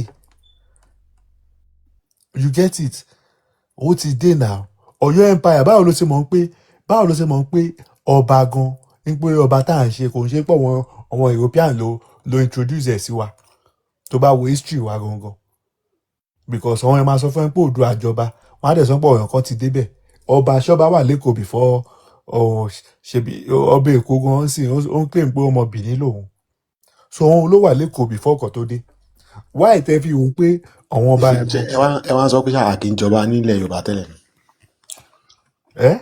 ṣe ẹ ń propound pé àkì í jọba nílẹ̀ Yorùbá tẹ́lẹ̀. o mọ history ẹ̀ na because wọ́n ti try láti change gbogbo kinní yẹn. No ọba wà nílẹ̀ Yorùbá o. ọba tí o tí get nǹkan tí mò ń sọ fún ẹ o tí get tó bá máa wo history tó ń sọ sí gbogbo àwọn ìjà Fúlàní sí kọ́wọn kinní tó wà àwọn Haúsá àwọn Fúlàní wọ́n ní kingdom wọn àwọn Malian empire àwọn Timbuktu àbí àwọn kọ̀ọ̀kan bẹ́ẹ̀ yẹn tó yẹ pé wọ́n rule títí dé ibi Ghana mọ́ kinní Yorùbá náà wà mi ò dispute ẹ̀ but nǹkan tí mò ń jà láti sọ fún ẹ ni pé before now ìgbà tó àwọn colonial kinní yìí o mọ̀ pé àwọn Portuguese àwọn Spanish and co àwọn lọ́wọ́ explore kiri wọ́n lọ sí everywhere gbogbo UK tó ń rí yìí àwọn Roman àwọn Vikings àwọn kí ló ti máa ń pè wọ́n náà oríṣiríṣi èèyàn ló wá bí àwọn èèyàn explore kiri ni. Gypsy àwọn Vikings wọ́n pọ̀ bẹ́ẹ̀ gan.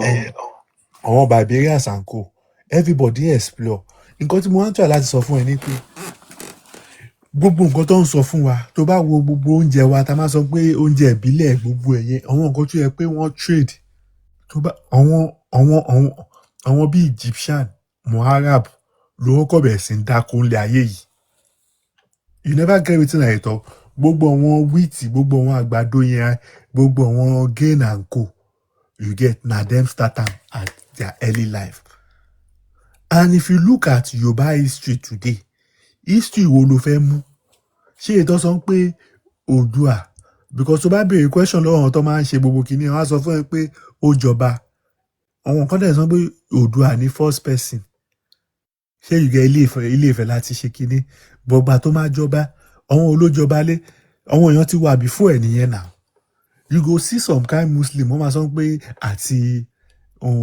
Saudi Arabia ni a ti tẹ̀dó wá lẹ́yìn kí ló ti ń pe bọ̀bọ́ yẹn Lámúrúdù and co so all these stories tó bá ní grandfather gan ò lè sọ story fún ẹ kò lè sọ story Portuguese because like 2 generations don dey. ẹ mọ̀ pé aláàkì written story ní Africa. kò ń ṣe pa aláàkì kò ń ṣe pa sí.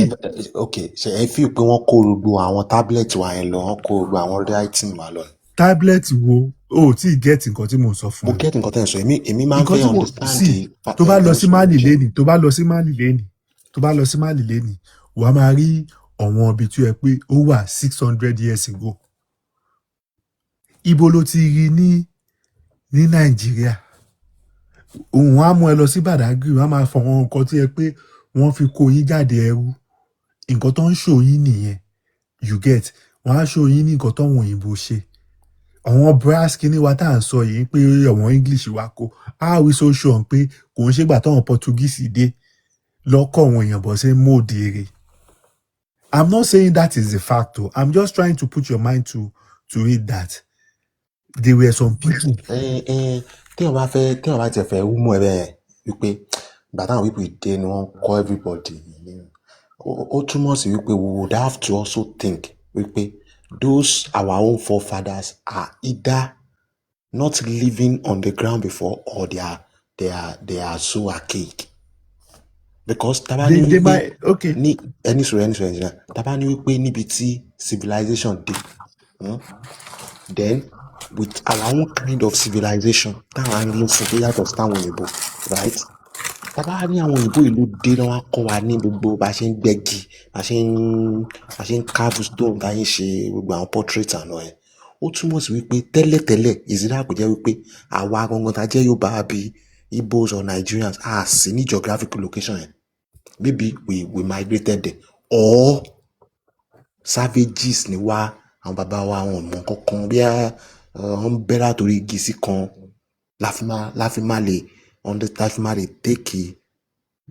take nǹkan tẹ sọ yẹn sí ẹ get nǹkan tí mo mean.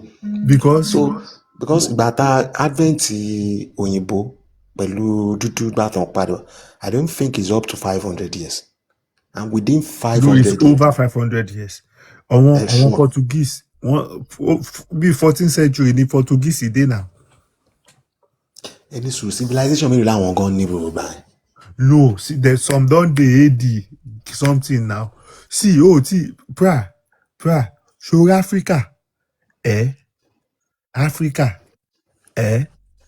ó mọ̀ pọ́ pín wọ́ọ̀dù yìí ni gbogbo wọ́n ṣe pín máàpù tó ṣe yẹn àwọn nǹkan tó fi ń ṣe standard ilẹ̀ àwọn acre plot kìíní yẹn àwọn èèyàn kan ló rò ó pé measurement ń pé kìíní kò ń ṣe pé bí ilé ayé ṣe rí wọ́n bẹ̀rẹ̀ ìbọn wọ́n bẹ̀rẹ̀ sí pín wa ni ká ní oṣù ọmọ bí real map Nàìjíríà àti Ghana àjọ wà ní. You don't get wetin I mean na those oyinbo just come partition the world just look say bó ṣe máa rí ni pé bó ṣe máa rí ni nǹkan tí mò ń sọ fún ẹ ni pé you need to understand that story wa gangan bá identity wa àmọ́ náà àwọn Chinese ń sìn wọ́n máa rí lineage ibì kan wà lẹ́yìn ilé mi yìí sìn ládùúgbò mi ṣòye ibẹ̀ máa kọ́ ọmọ lọ ibẹ̀ yẹn history Kent ni ibẹ̀ yẹn ti wà ní 14th century wàá wọ̀ bẹ̀ báyìí wàá wo ṣé àtọ̀ ló ń gbà yẹn wàá wo scissors bí scissors ṣe tóbi o get nǹkan tí mo mean. mo ń jẹ sáà bọ engineer. ní sùúrù má bínú tó bá wọ̀ wọ́n kìíní yẹn you now think back that tí equipment bá lè rí báyìí ní táìmù báyìí pé báwo ló ṣe máa rí ní life ṣe máa wà easier fún wọn láyé ìgbà yẹn.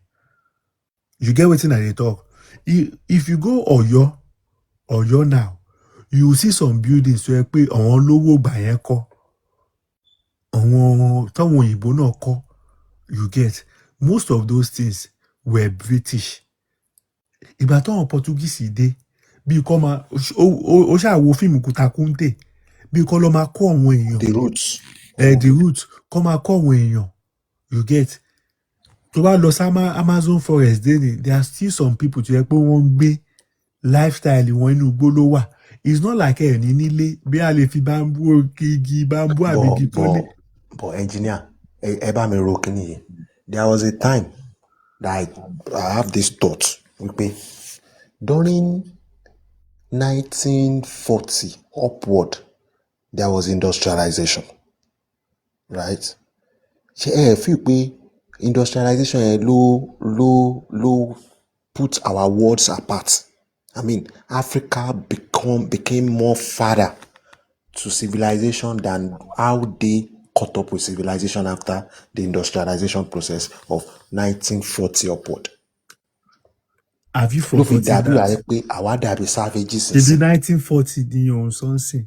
Aláàzọ 14th century. Nǹkan kan ṣẹlẹ̀ 1940 gbogbo kọ̀ǹpútà gbogbo àwọn nǹkan tá à ń lò gbogbo àwọn whiteboard gbogbo àwọn nǹkan tó is their recent now. tí get nǹkan tí mo sọ fún ẹ. ṣebí 19th century ni wọ́n ṣì ń sọ. Mo sọ fún ẹ pé àwọn èèyàn tó kọ́kọ́ wá àwọn explorer Portuguese explorer 14th century lọ wá. Ìgbà tó wá èmi wò ó 14th pé kò sí century much difference láàrin wa ń gbà ẹ̀. ní sùúrù àwọn empire kan wà before them. See, ìgbà yẹn wọ́n ti ń wa góòdù ní àwọn bíi Mali, Burkina Faso and co yẹn. Ghana bẹ́ẹ̀.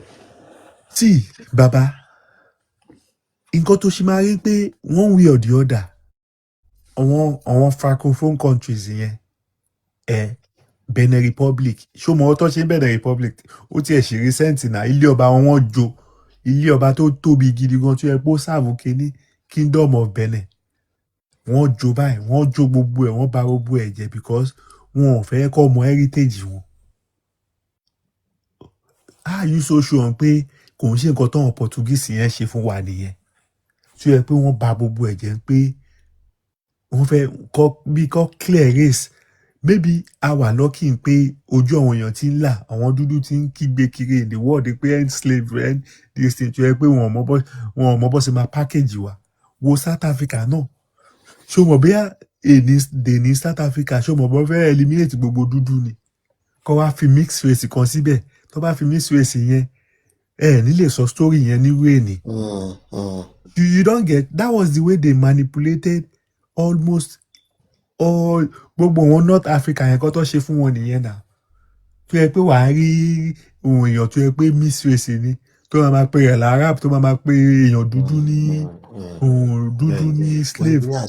ẹ rí recent nǹkan tó ń ṣẹlẹ̀ nísìn there was ẹ mọ̀ pé recently nísìn wọ́n ti fẹ́ ọdún ó ti ń ṣẹlẹ̀ bọ̀bọ̀ I think there is this deliberate act láti ọ̀dọ̀ German Chancellor France President and the UK Prime Minister lẹ́yìn yìí láti come together and divide NATO. Wọ́n tún fẹ́ fọ́ọ̀mù Northern Alliance kan tó wà lọ. Northern Alliance tí wọ́n. So see it has that is to usher in world order dancing. It has see nǹkan tí mo ń try láti explain fún ẹ nìyẹn it has always been like that. Àwa ta máa ń wò pé wọ́n help wa ipò fẹ́ help wa nípa Amẹ́ríkà wá síbẹ̀ yẹn wọn ò wá síbẹ̀ pé wọ́n fẹ́ wá bá yín help lóyún. They are just there for their own interest because one thing you need to understand is that tó bá wọ gbogbo ìjà tí Amẹ́ríkà ń jà lé ni they want to keep that petrodollar. You get? They want to keep their resources. Báwo ni a sane human being in the world kò sọ́jà tó bá ra outside this country now tó yẹ pé profit ò lọ sí Amẹ́ríkà ó fẹ́ lọ rajà láti Nàìjíríà lọ sí China you have to deal with tó bá lo Swift you have to deal with America. So one way or the other gbogbo nǹkan tá à ń rà Nàìjíríà owó yẹn padà lọ sí wọ́n gain a percentage on every transaction. So that means everybody ṣì ń ṣiṣẹ́ fún wọn ní now. Àní àwọn kan print owó tiwọn ni. Insurance America kan print owó wọn ní anything. Insurance tó bá gbé ship sórí omi lẹ́nìí àwọn ló ní gbogbo insurance airline àwọn ló ní gbogbo insurance so one force see it's going to be very difficult for Russia to outsmart them. You get because without war. Because if war should come, then definitely everybody will reset. I'm not talking about war now. Impossible. I'm talking about war. I'm not talking about war now. I'm just telling you on a normal. Russia does not have anything to compete with them because gbogbo wọn tó jẹ́ Russia ally, they need ẹyọ kọ̀ọ̀kan ló ń yọ wọ́n. Last year Syria, Venezuela, ṣé wọ́n ti yọwọ́ Russia, China kúrò Venezuela. You get so gbogbo kínní wọ́n ń ja ogun yẹn fún prosperity ra wọn ni àwọn ò dẹ̀ já àwọn ò rẹ́dí láti jà à ń fi pé àwọn tó ní sùúrù àwọn tó jọ́ ta wa àwọn tó jọ́ ta wa tí ẹ pé òun lọ́ọ́ fi wá sínú mẹ́sì ta wa yìí èèyàn kan Ṣọlá kí n sọ̀rọ̀ kan lẹ́ẹ̀kan pé àwọn èèyàn kan lọ school abroad gbogbo wọn Abacha tó wá dà lú wa gbogbo wọn bá sọjọ́ tó ń rí yìí UK kọ́ ló ti train gbogbo wọn ni. Yes. ṣé o mọ nǹkan tó sọ fún wọn bí ni tẹ mọ̀ bí ẹjẹǹtì gbogbo wọn ibi ló ti wá train wọn now so all these things are just deliberate acts to keep us in bondage. If you look at tó bá wo what happened with prosperity wa Osama bin Laden ní sùúrù má bínú too, tó bá wo prosperity ìlú wa nígbà tá a ṣe gba independent tá a bẹ̀rẹ̀ sí ń ṣe kinní ẹ̀ẹ́tọ́ wọn kan fi pé kinní wọ́n dẹ̀ pọ̀ wọn military kan kọ́ dàrú ṣòro bí a military person kọ́kọ́ máa jókòó a ò gbóhùn fẹ́ dàjọba rú ni láìsí influence western society so all these things are deliberate ká ní bá ṣe ń gbé lọ ní 1970 60 something 70 yẹn a máa ti ju China lọ now. No, mo disagree engineer. Nàìjíríà ti bàjẹ́ láti 1966 àbí láti 64 ló ti bẹ̀rẹ̀ sí ń bàjẹ́ bọ̀. O tí gẹ́tì kan tí mo sọ 1966 gọ̀gọ̀ ló parí project Nigeria lasted 6 years 6 years péré ni project Nigeria. kò ń ṣe 6 years kò ń ṣe 6 years. ìgbélé tó kù nísìn. O tí get people were doing so ti gbàgbáyé groundnut pyramid ni gbogbo 70 something wọ́n máa kọ́ gbogbo àwọn buildings àwọn Èkó bridge. Buhari ò ṣe rice pyramid. Buhari gan ṣé òun ò ṣe rice pyramid. Pyramid tó ń fi groundnut pyramid tó fẹ́ fi wé sky pyramid tí wọ́n kan igi. irú àwọn Buhari yẹn sí prayer nǹkan tó kọ̀ máa nǹkan tí inú mi máa fi dùn ní pé project Nigeria if people tí àwọn èèyàn bá mọ̀ pé even ìṣẹ̀ṣe tó ń sọ fún yín yìí ní pé there is possibility pé àwọn òyìnbó ló gbé wá. Eégún táwọn Yorùbá gbé. there is possibility pé àwọn òyìnbó ló gbé ṣẹ̀ṣẹ̀. Eégún tẹ̀ ń gbé yẹn ìgbà wo làwọn bàbá bẹ̀rẹ̀ sí ń gbégún. Ó ti pẹ́ eégún nígbà wo. ìtàn eégún ni ó pé àwọn ẹni sùúrù àwọn tó ń jagun àwọn jagunjagun tí wọ́n bá ti pẹ́ tán ti jagun aṣọ tó máa ń wọ̀ lọ sójú ogun yẹn aṣọ ọjà yẹn tó bá di pé wọ́n dàgbàdàgbà wọn á kú aṣọ wọn yẹn òun ni wọ́n máa kó àwọn aṣọ táwọn ẹlòmíín lò mọ́ àwọn aṣọ àwọn ológun wọn nígbà yẹn ni wọ́n máa kó jọ kì í ṣe àwọn ẹ̀kú sí ni o kì í ṣe àwọn ẹ̀kú ìní o ní sùúrù ẹ máa gbọ́ àwọn aṣọ ológun ló máa ń sọ di ẹ̀kú tó máa ń di ẹ̀ṣọ́ eégún. ọ̀rọ̀ tó ń sọ yẹn kò fẹ́ wetí mi àìsàn ṣùgbọ́n pé ìgbà tí kọ́wọn Portuguese kan tó dé àìsàn ṣùgbọ́n pé ìwé kọ́ la fi ń bòdì. ẹnjìníà kílẹ̀ ń sọ yìí náà ẹ̀dẹ̀ ní ewé la fi ń bòdì. mo sọ pé àìsàn ṣùgbọ́n. àní cotton leaf Nigerian. ta ló gbé cotton wá sí Naija. ẹni sọ̀rọ̀ ẹ bẹ̀rẹ̀ o. kọ̀gọ́ gbẹ̀ pé ibo ló ti rí cotton à ń yẹ̀ wò wọ́n máa sọ fún ẹ. Brazil ló ti rí cotton. Brazil àbáwọn South America. báwo ló ṣe wá dé Naija. ẹgbẹ́ ti tèmi African people ló emigrate lọ sí gbogbo àwọn South America tẹ̀yìn wò yẹn náà so kí ló dé tẹ́fì rò pa àní cotton bíbá. o tí ì gẹ́tì kan tí mo ń sọ. mo gẹ́tì point yẹn. sí mi ò sọ pé bó ṣe rí nìyẹn akàn assume ni síra wa nǹkan tí mò ń try láti sọ fún ẹ ni pé are you so sure ni pé some of these things that we call ó mọ̀ pé in some few years time maybe like 200 years to come like 50 years ago Christianity ò common by in this part of the world tó bá wo in Yorùbá land gan àwọn bíi Ìjẹ̀bú Òde yẹn wàá ṣì story Islam ń bẹ o get ìgbà táwọn Islam tó wọ Africa wọ́n wọ̀ wá láti North Africa wọ́n wọ̀ wá lẹ̀ ni o get kan tí mo mean tó bá wo Christianity náà tó bá wo àwọn olórin gan àyè so sure pé gbogbo nǹkan tá à ń compose kò ń ṣòyìnbó ló wá sọ pé bẹ́ẹ̀ ṣe máa jó ní àbọ̀ wọn oníbàndèrè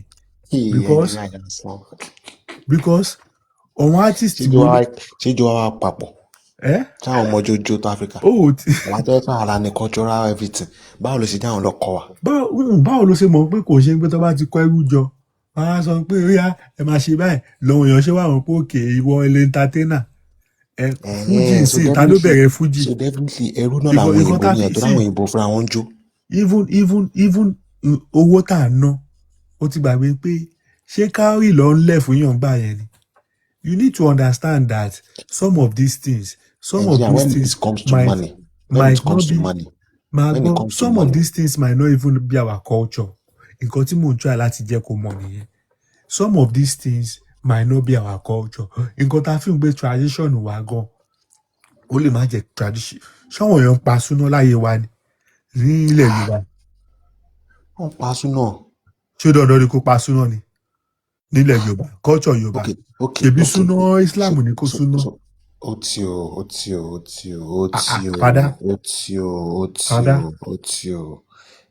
o engineer. Ìwọ ló ẹ jẹ́ kí n ṣàlàyé nǹkan fún yín engineer. Ṣẹ́rí there is a engineer gbọ́ ti tèmi náà. Ṣẹ́rí there is a culture of the world.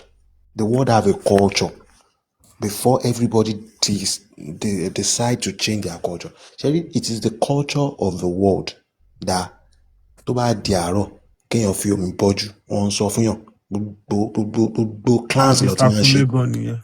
Ṣé ń gbọ́ mi? That's number one. Ṣẹ́rí it is our culture. Culture èèyàn ní láti náwó kò sí ìlú náà. Takule, please. Láti máa sọ pé àwọn làwọn gbéwó lọ bá wọn. Just a minute. It is either you guys are using cowrie shell. Hold on. It is either you guys are using. Hold on. Mo kàn fẹ́ kí Mr. Kunle. So, Sir Kunle, good morning. Mr. Kunle, good morning. I greet you especially, my brother. Yeah, please. Ṣé súná kéèyàn pẹran ní 7 days? Is it a Yoruba culture?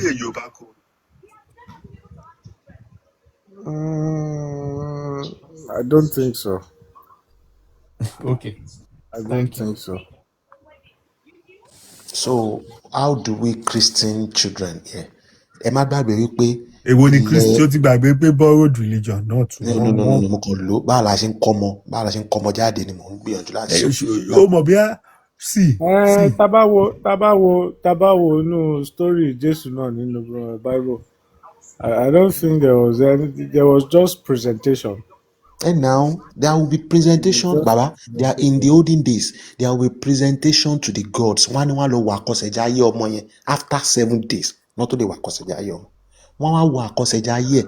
Wọ́n bá ní pé nǹkan kan wà wájú ẹ̀. Wọ́n á fún lóbì. Wọ́n á fún ní gbogbo kìíní yẹn. Wọ́n á tọ́ àádùn sí lẹ́nu.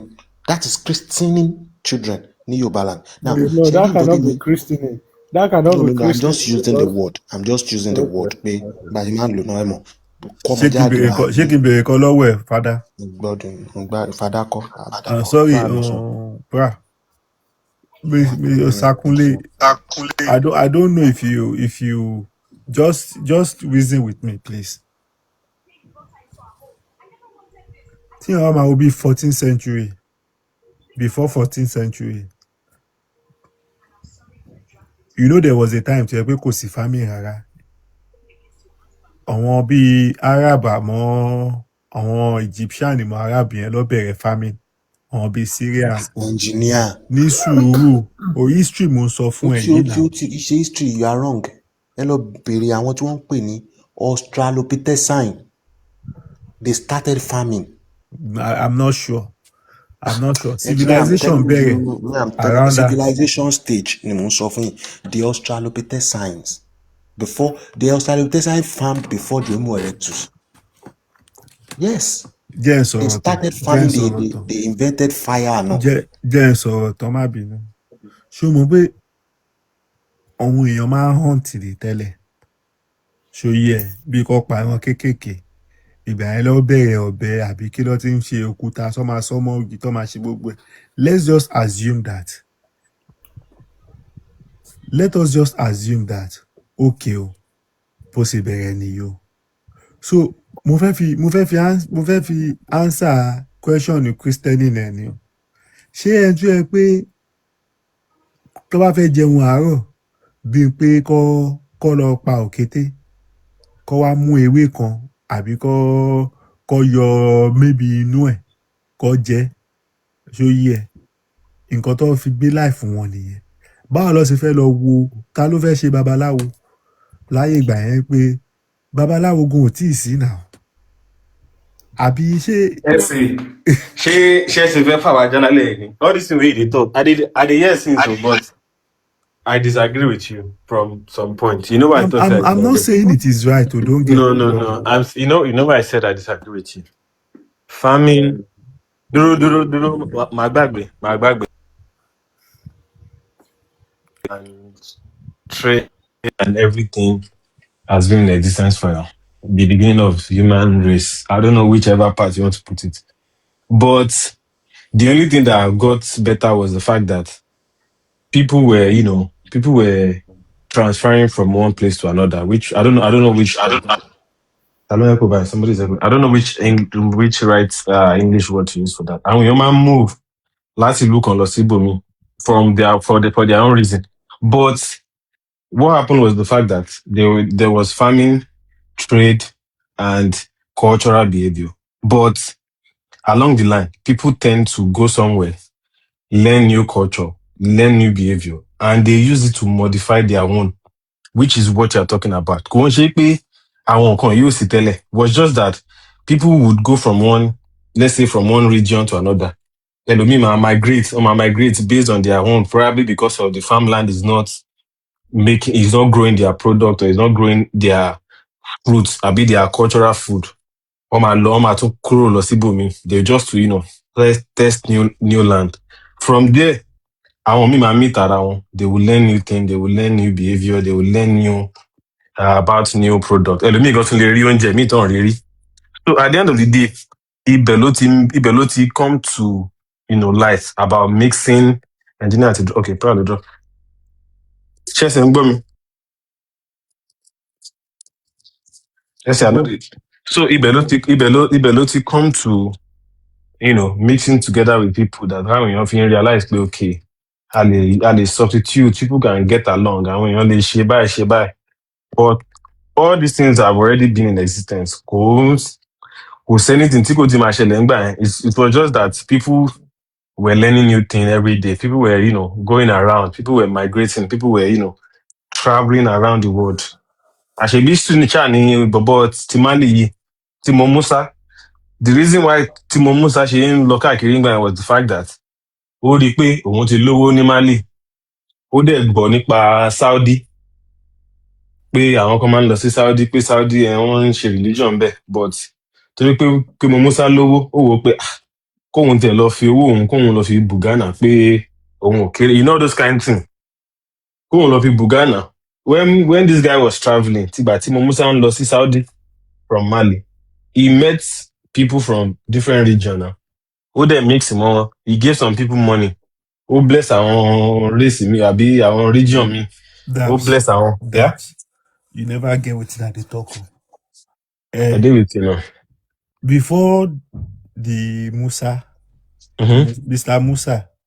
Masa Musa, àbí Musa. Masa Musa, you get. Before their era, àwọn era kan wà. You get civilization ti wà láyé ọ̀wọ̀n yẹn. Nǹkan tí mò ń sọ ni pé. No, time wo ni Musa? You can check now. Àwọn Musa wọ́n ti ń wa gold na wọ́n ti ń wa diamond. No, make I check Musa. Yes, na wọ́n ti ń wa gold na. What are you saying? Wọ́n ti ń kọ́lé gidi na. Wọ́n ti ń ṣe trade by barter. Musa was 1300 now. 1337. 1337 was the civilization ní kíní náà ní civilization colonial ò tí máa wá sí 14 ní sùúrù officially 14th century. Now. Ní sùúrù má bínú jẹ́ nǹkan sọ̀rọ̀ yìí 14th century làwọn Portuguese wá sí Naija ṣòye but kò ṣe pé àwọn kan ò tí ì wọ Naija before then, you get, from the northern part of Nigeria, because àwọn Mali Empire yẹn wọ́n dé Naija because see the way Fulani dey now, wey be say people dey talk say they are not Nigeria. Àwọn Fulani yẹn, àwọn ìran Musa, àwọn ìran Mali Empire ni wọ́n, you get, because ó jọba lọ lóríṣiríṣi ni. Nǹkan tí mò ń try láti sọ fún ẹ ni pé if you look at our history, there were loads of influence external influence when it comes to this thing mi ò sọ pé Yorùbá race ò sí mi ò sọ pé kò sí anything but the civilization bó ṣe wọlé àwọn bàbá wa you get àwọn generation tó wà before then generation tó wà before then people who are just trying to like make it look as if ṣé Prada fi wálẹ̀ ká máa sọ̀rọ̀ ni make Prada come up now àwa méjì ò lè máa. no I'm not saying Fulani were Malians bàbá yóò get nǹkan tí mo sọ mi ò sọ pé no ẹ mọ̀ pé nǹkan tí engineer sọ yé mi but the issue is that wọ́n tẹ̀ máa ń mix wọ́n tẹ̀ máa ń mix gan ìgbà yẹn gan there are how many bẹ́ẹ̀ sọ gan there are so many races tó parẹ́ gan na you don't know how many races tó parẹ́ mọ́ star tó yẹ pé ebi pa àwọn race míì gan kú ni.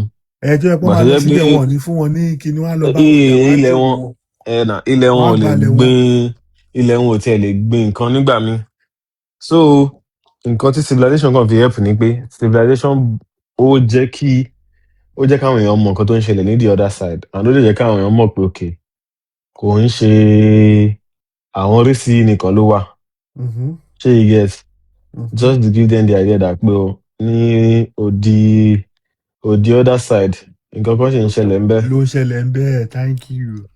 Engineer Alpha Dabs I want to go jare. Ọ̀yá náà. ẹ ní sùúrù kan fún wa bíi 10 minutes. mo ti rí pé ojú fada ti lẹ́rì in 10 minutes so 12 just 12 gẹ́gẹ́ just rough am. Dabs so nǹkan tí mò ń try láti sọ lẹ́ẹ̀kan ni pé tó bá wọ̀ wọ́n Mali yẹn tó bá wo àwọn Burkina Faso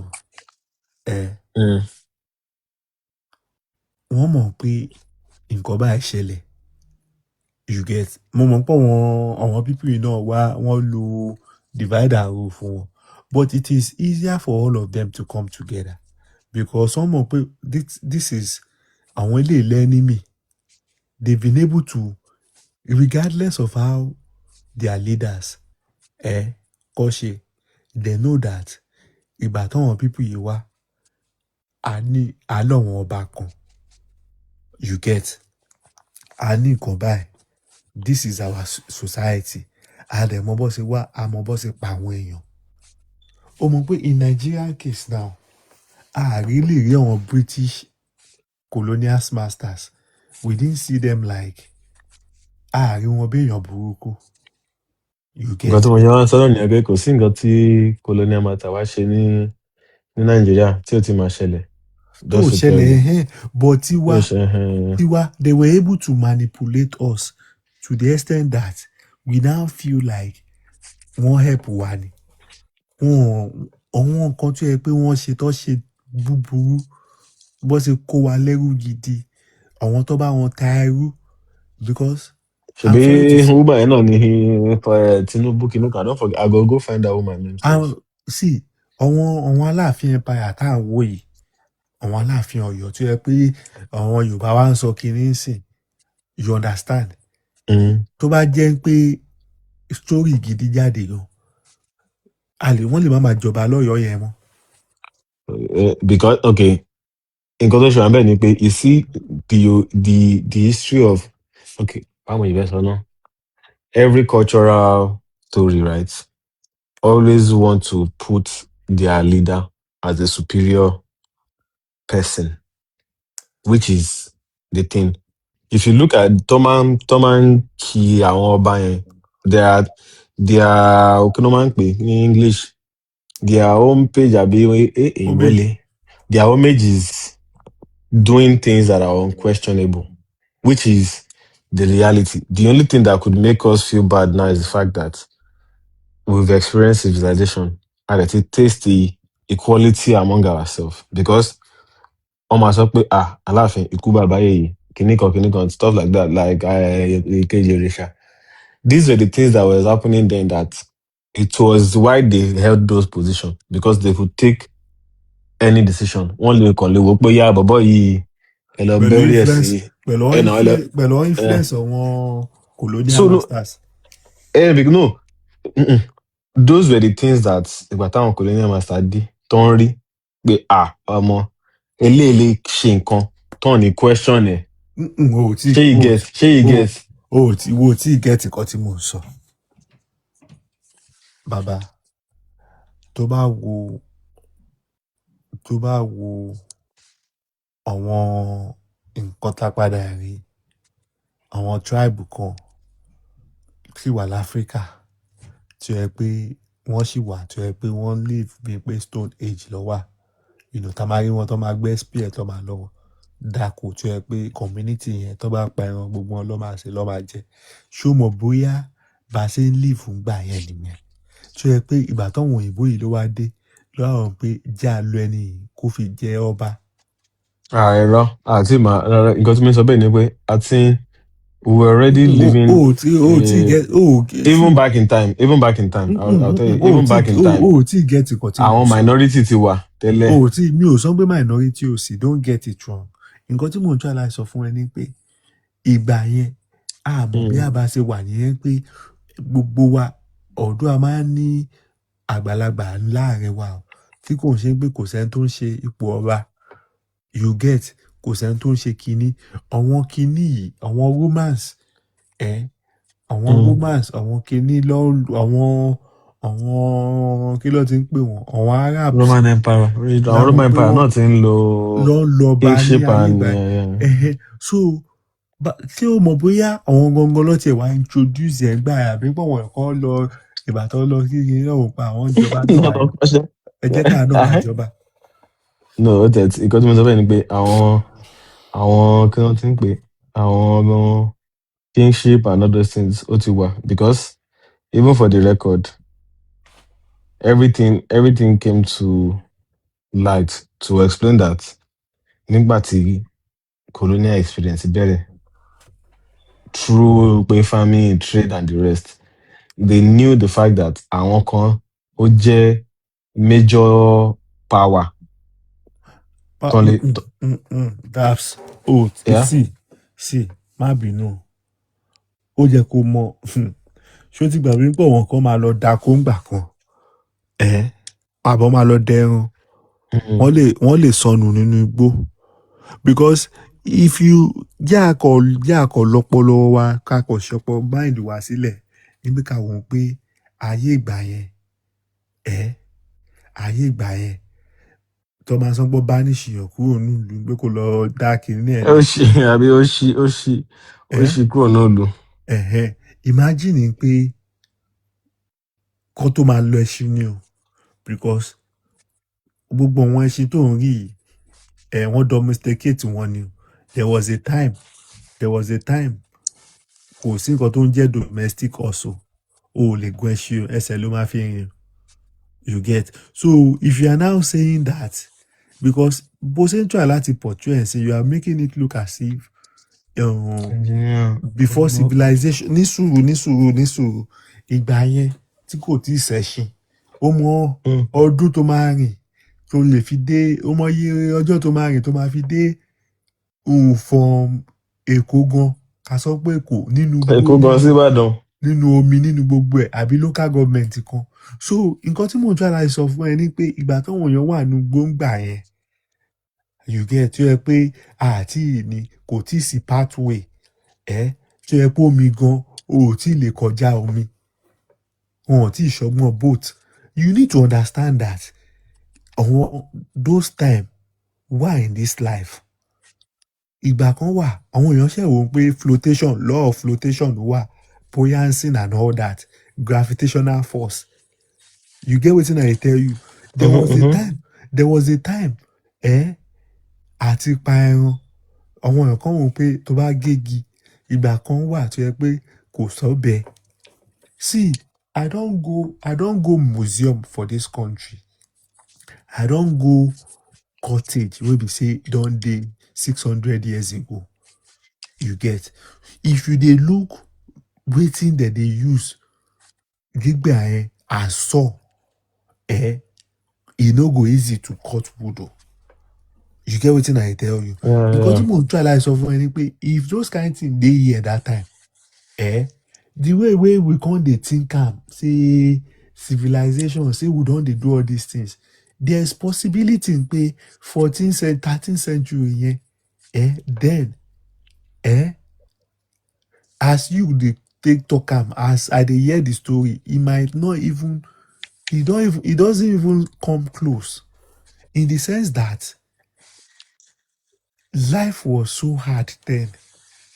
Àwọn wo ló fẹ́ rìn láti báwo ló fẹ́ rìn lọ sí No, Mẹ́kà?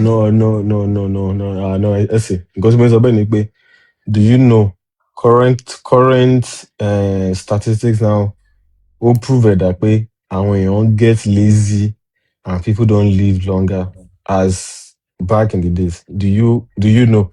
There's a statistic like that because I am not dispute. Oh, tí get nǹkan tí mo sọ. nǹkan tó mẹ́ sọ bẹ́ẹ̀ ni pé people àwọn èèyàn believe pé people were stronger then. Àwọn èèyàn strong nígbà yẹn náà. Dabs bó bá ṣe strong, ṣé ẹ̀yin tó yẹ pé any community you get wetin I dey talk, because àwọn èèyàn wọ́n rìn kọjá ilé wọn nígbà yẹn o get wọ́n rìn kọjá pé at least ká wọn pé maybe o fẹ́ lọ láti Òṣòdì kó wá fẹ́ lọ sí island o lè sọnù àbó mọ̀ ni. Àwọn èèyàn rìn nígbà yẹn. Father ọmọ make you call am a day. Father you fit ọmọ ìyókù tó di week